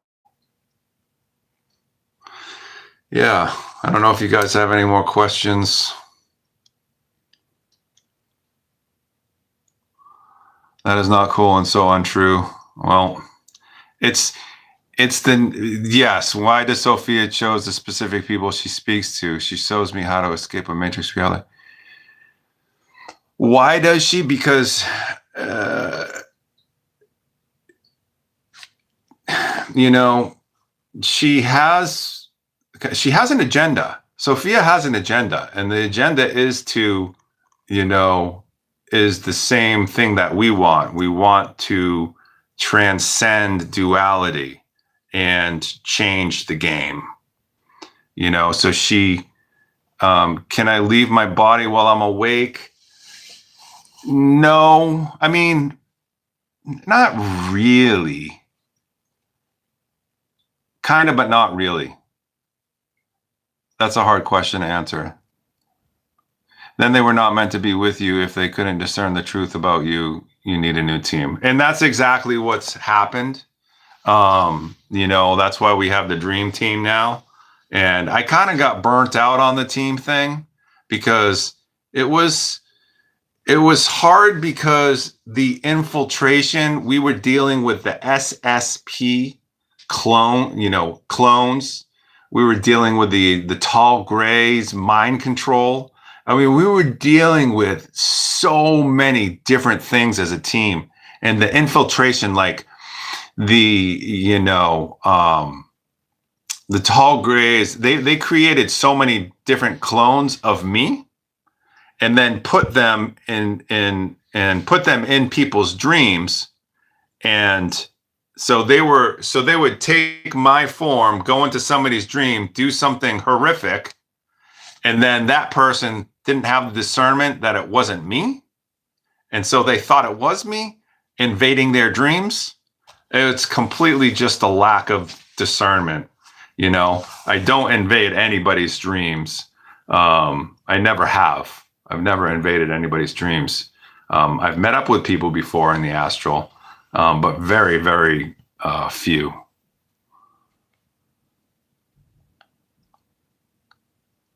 What does it mean when Sophia's dragons come to me? I don't know. I don't know yet. But that's a great question. Some of us work totally independent here. Why is that? I don't know. Because we are, it's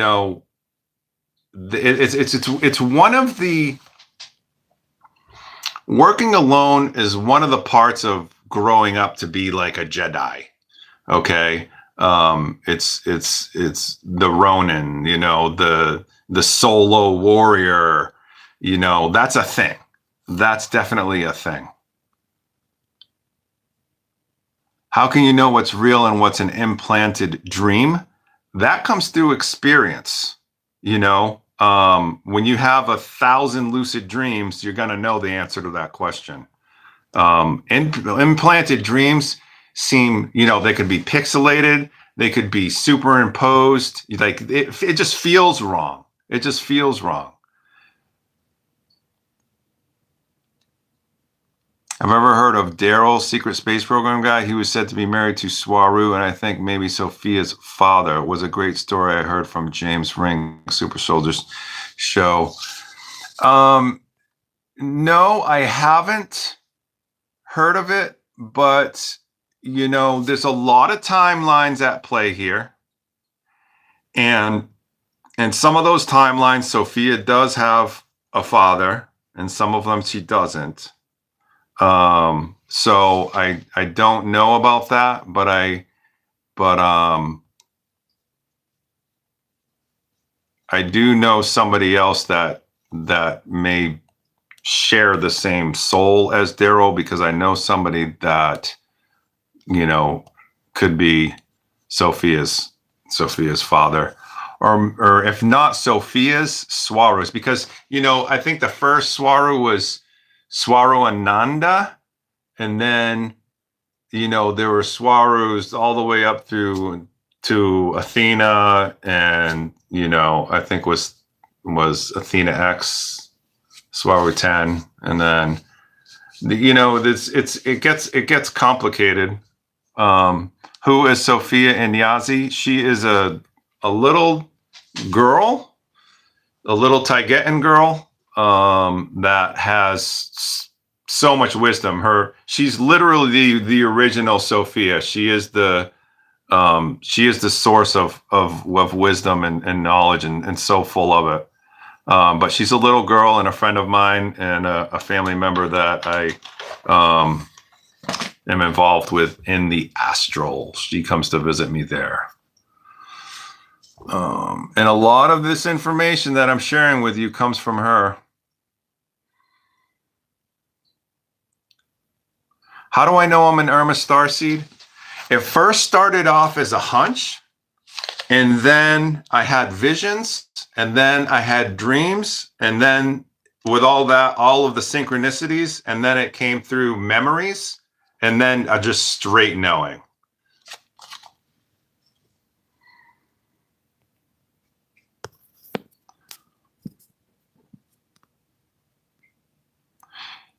Yeah, somebody came into my dreams pretending to be someone else, but I called her straight out on a way, and she did the same thing to the group, to a few separate groups. In fact, that's interesting. Are you sure that it was her? It may not have been her. In my experience, I don't know. Hi, Jake. I wanted to ask if the frequent use of sexual energy is an obstacle to lucid dreams.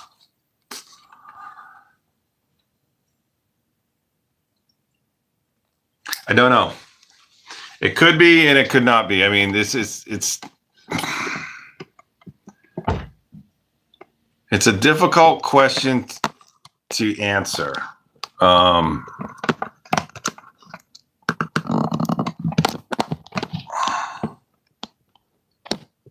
I guess I just haven't done enough.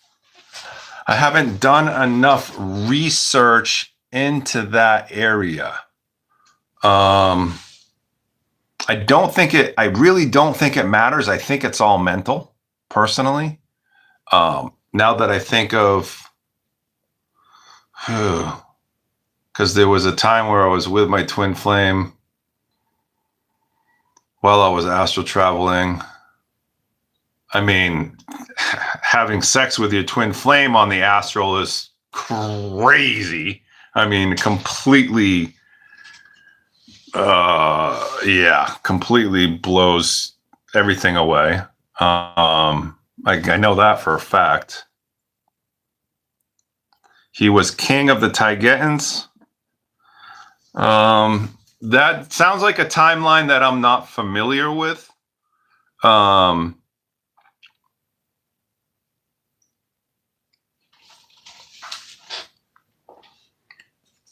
But I don't rule out the possibility by any means, you know.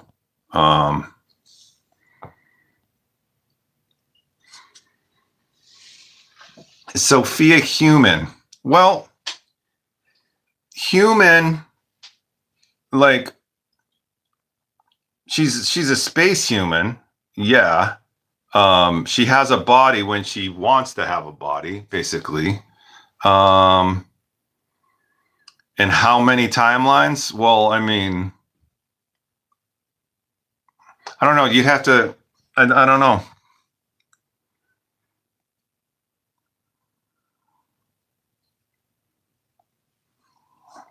Yes, her play approach is amazing. She really balances missions with the play.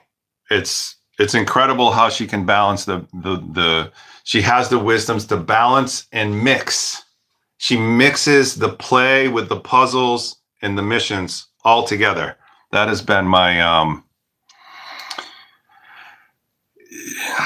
is she the Sophia of Gnosticism?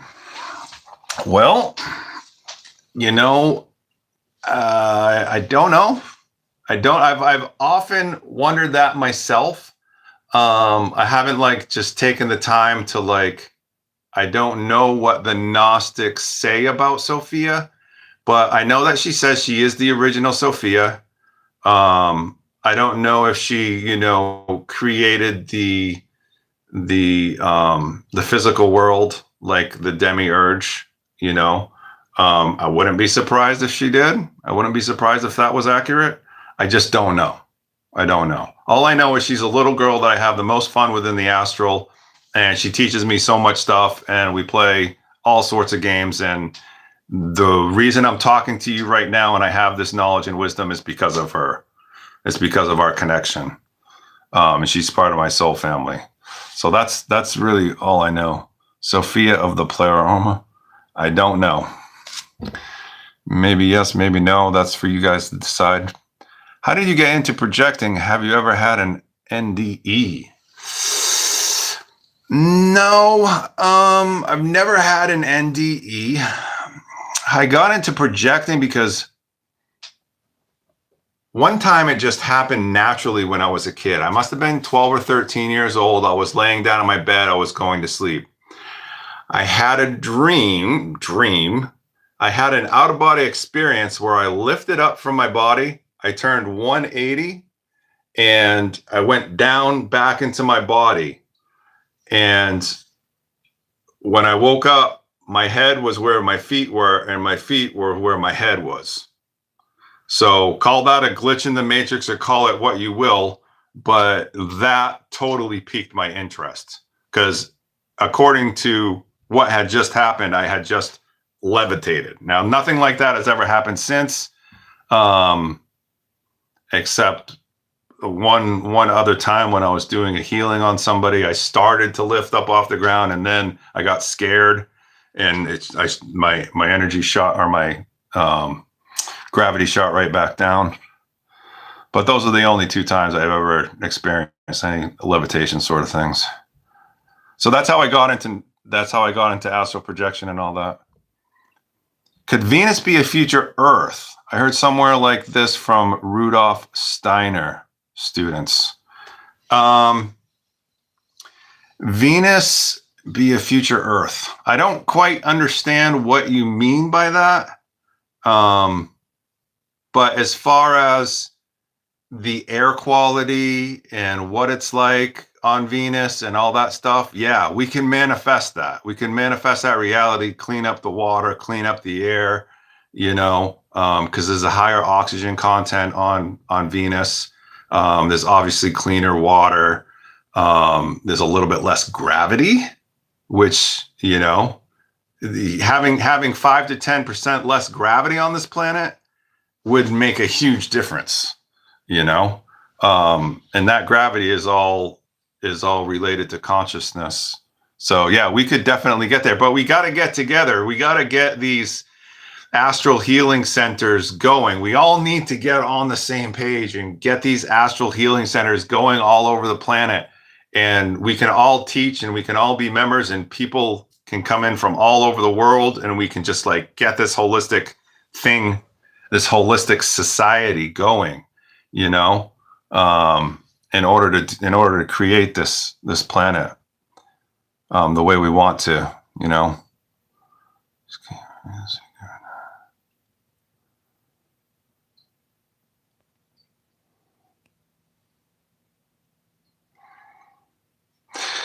Some people are entirely mentally tied to conserving their sexual energy. Yep. And it works for them, So that's a personal thing. Have you targeted the moon and what's going on up there? I've heard some wild things. I think the moon is just, it's old news to me. It's like an old, baseball rotting in the corner. I don't give it much thought at all, the moon, that's just me personally, because I believe that you can just transcend the moon. That's been my experience. My experience is the moon doesn't have any effect on me. That's my belief system. And I like it that way. Even though I do teach about the moon's frequencies and how it affects people, and how it is projecting the lunar matrix and all that.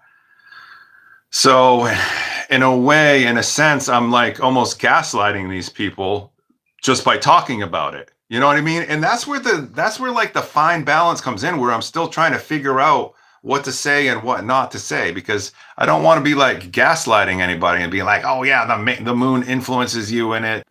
Oh, and it does all this stuff and everything like that to you, because everything is in your mind, and you can transcend everything with your mind. You can transcend all of the 5G towers. You can transcend the moon. You can transcend the matrix, you can transcend the black goo. You can transcend everything. So it's all mental. Yeah, I'm sure there are some wild things going on up there. I know there's 144 different layers to the moon, levels or floors.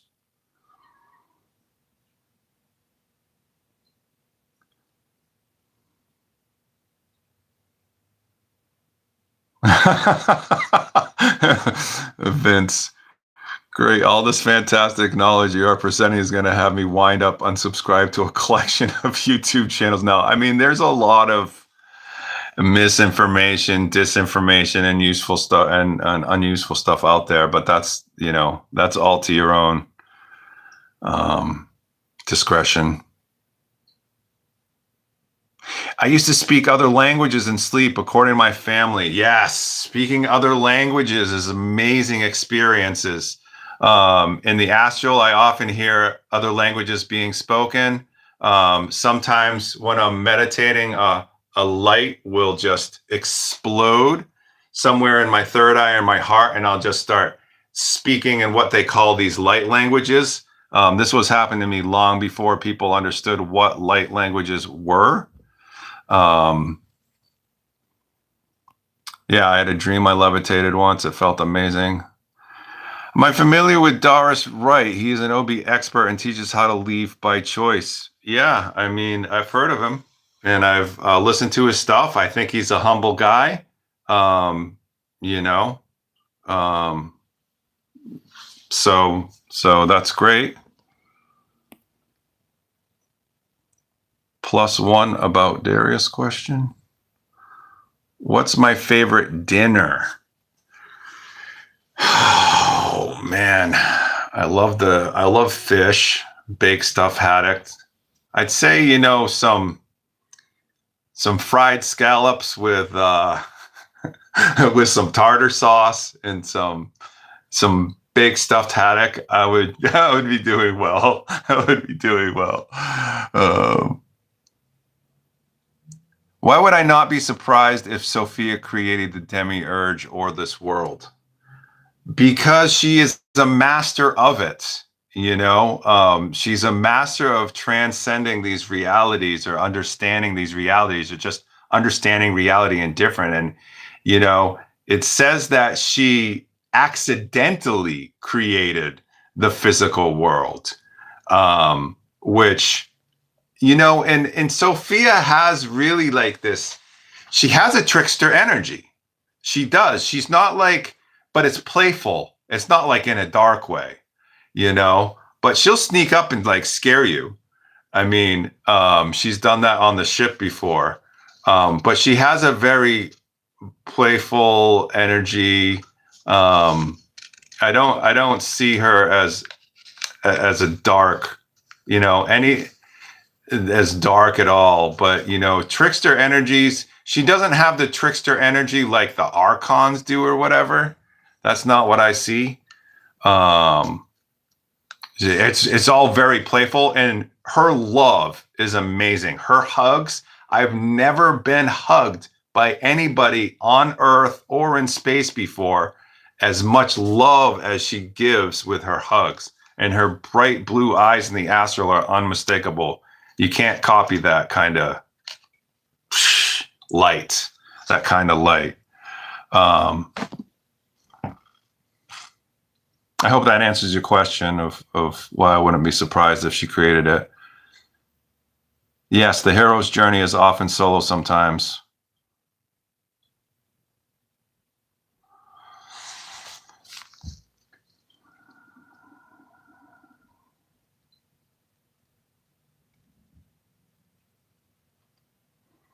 Just looking for more questions here. What is my favorite crystal and my favorite color? All right, who can guess what my favorite color is? I'll give you guys a minute. I'll try to do the telepathy thing and tell you.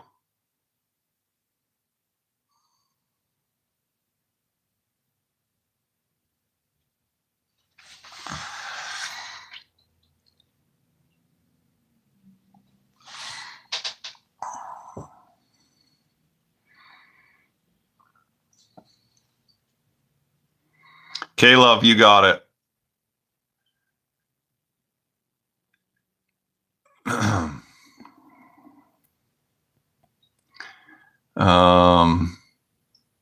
So yeah, and I do believe that Sophia's is blue. So you guys guessing the blue thing, that might be what you see. And my favorite crystal. What is my favorite crystal?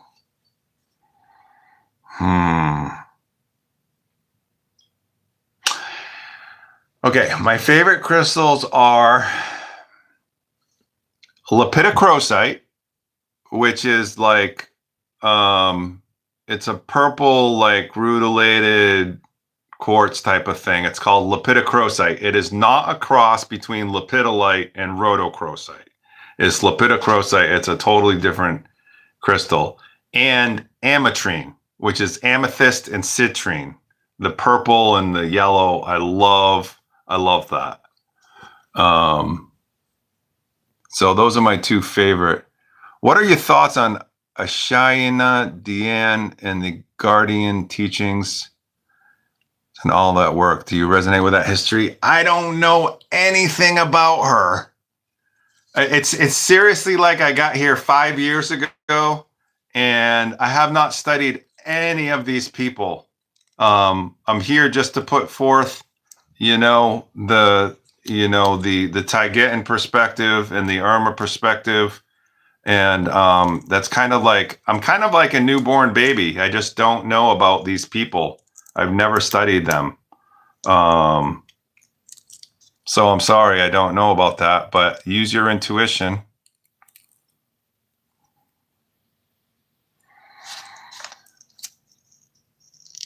I think we are soul family or something because Sophia is definitely family to me. Yes, anybody that's still in this chat after almost 4 hours is part of the soul family. And you guys know who you are. And I'm here. I came here for you. I remember a lot of you begging me to come here.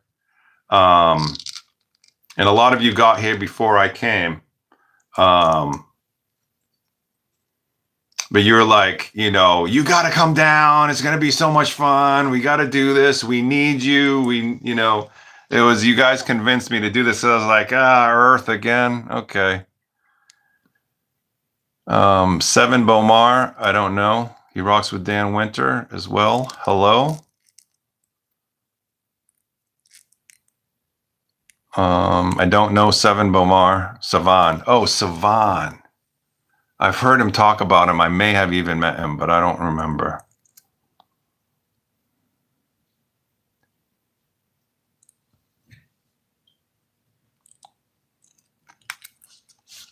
Hi, NO the boss 9369. How you doing, man? Catherine, you have talked about implosion. I would be interested if you have any more information on this. I keep hearing it makes a good death. Yeah, that's really Dan Winter's territory, the implosion thing. From what I gather from my experience, implosion is basically what I do is it's like a white light that I can visually see in my third eye and in my it's like the bliss it's like a complete bliss. So there's really no thoughts going through your head. It's just like this white light that comes through your crown and your third eye, and it's like you're right in the portal or going through the portal that you are. That's how I see the implosion.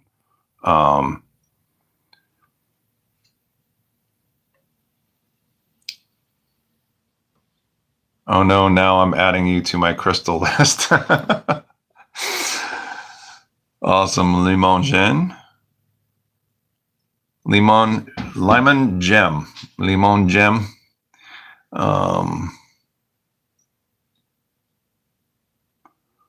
Yes, my hair is greasy. You got it right. It's purple.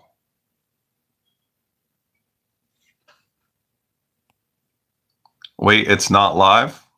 What are you talking about? This is live. I'm doing this live right now. We're 3 hours and 52 minutes in. We'll go as long as you guys want. I know people are waking up on the other side of the world. You don't recommend the Bluetooth microphone? Well, I'm going to have to take it out here in a minute anyway, because I have to plug my phone in.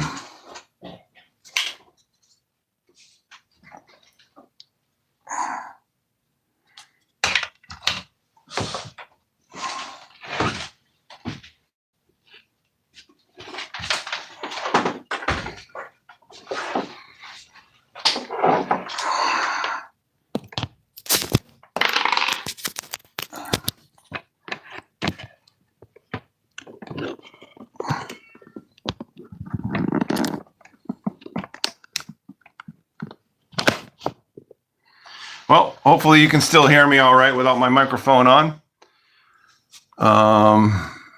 You're so glad I came, Conan? I'm glad I came too.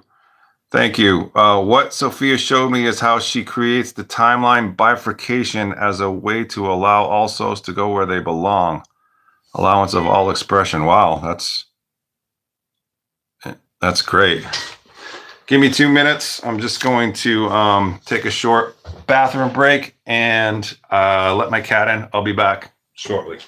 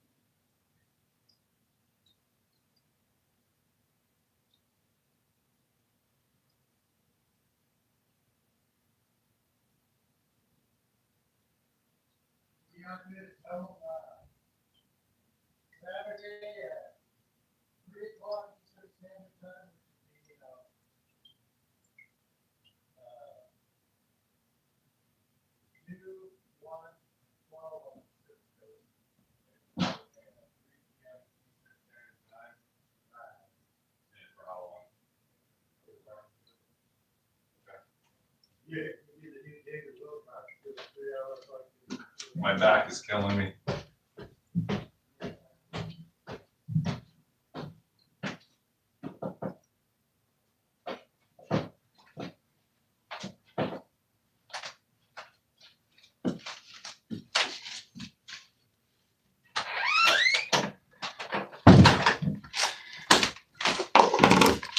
All right.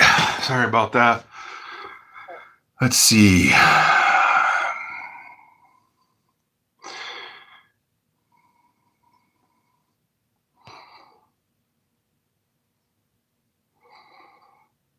Take a break. You've been on live so long. I was just gonna, I was just gonna end the thing in about 5 minutes.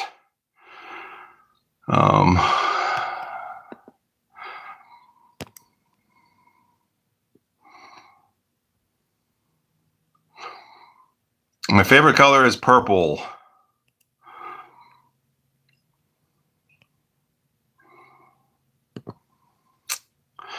All right. Marizus. Why do I have an easier chance to connect or hear my wife's ancestors than I do with my own at times? Is it because I have a good bond with my wife? Wow.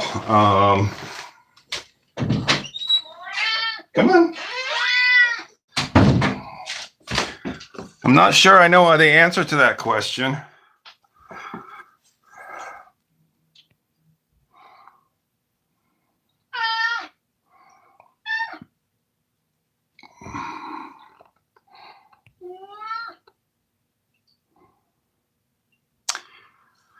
Tell us, please, something about your vision of a holistic society. Thank you. Well, you know, a holistic society is about, it's what we have in space. We have a service to others mentality. So we're all trying to help each other all the time. There's no like, at least in the civilizations where I come from, there's not really like the selfish thing. There's no like everything is, all of our needs are being met all the time. Like nobody's going hungry, you know. Everybody's feeling loved. So it's like we're full and we want to give from our overflowing. So my vision of a holistic society has to do with people. I believe that each of us is a piece of the puzzle, and that if we all come together with the pieces of the puzzle, we're going to create the whole puzzle. And if each of us follows our heart, our intuition, and our discernment, we're all going to step into our callings. And if we all step into our callings, then we're all going to be fulfilled and happy, and we're going to create a better world. So that's my vision.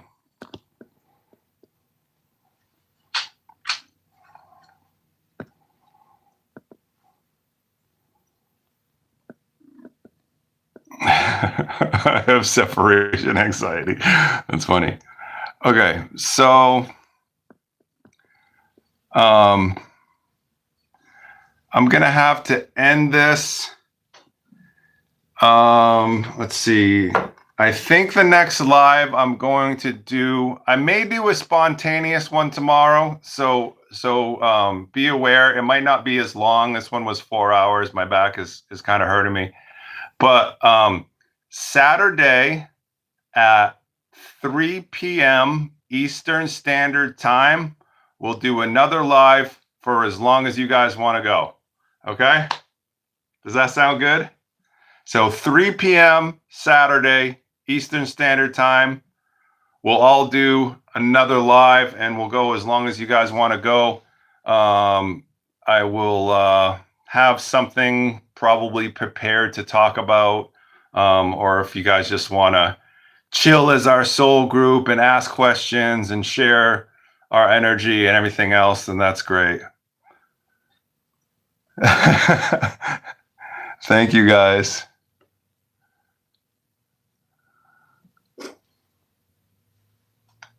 You're welcome.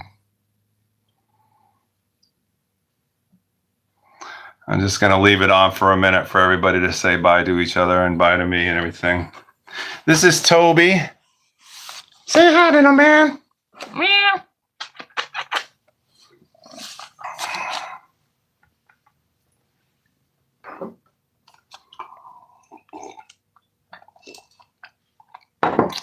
Goodbye. My hair is greasy. You're welcome, Greg. Belky. You're welcome, Sammy. Thank you, guys. It's Toby, Toby, or Tobias. Toby loves you back, James John. I'm glad you guys all enjoyed this. I appreciate you all. I appreciate your questions. Please tell more people about it. I'm really trying to grow the community. I want to help as many people as possible, and I'm always available. You guys can email me or get a hold of me on Telegram. Join my Telegram groups. If you want to support me on Patreon, that'd be great. And thank you all for your donations. I really appreciate it. And goodbye. All right. Signing off. Bye, everybody.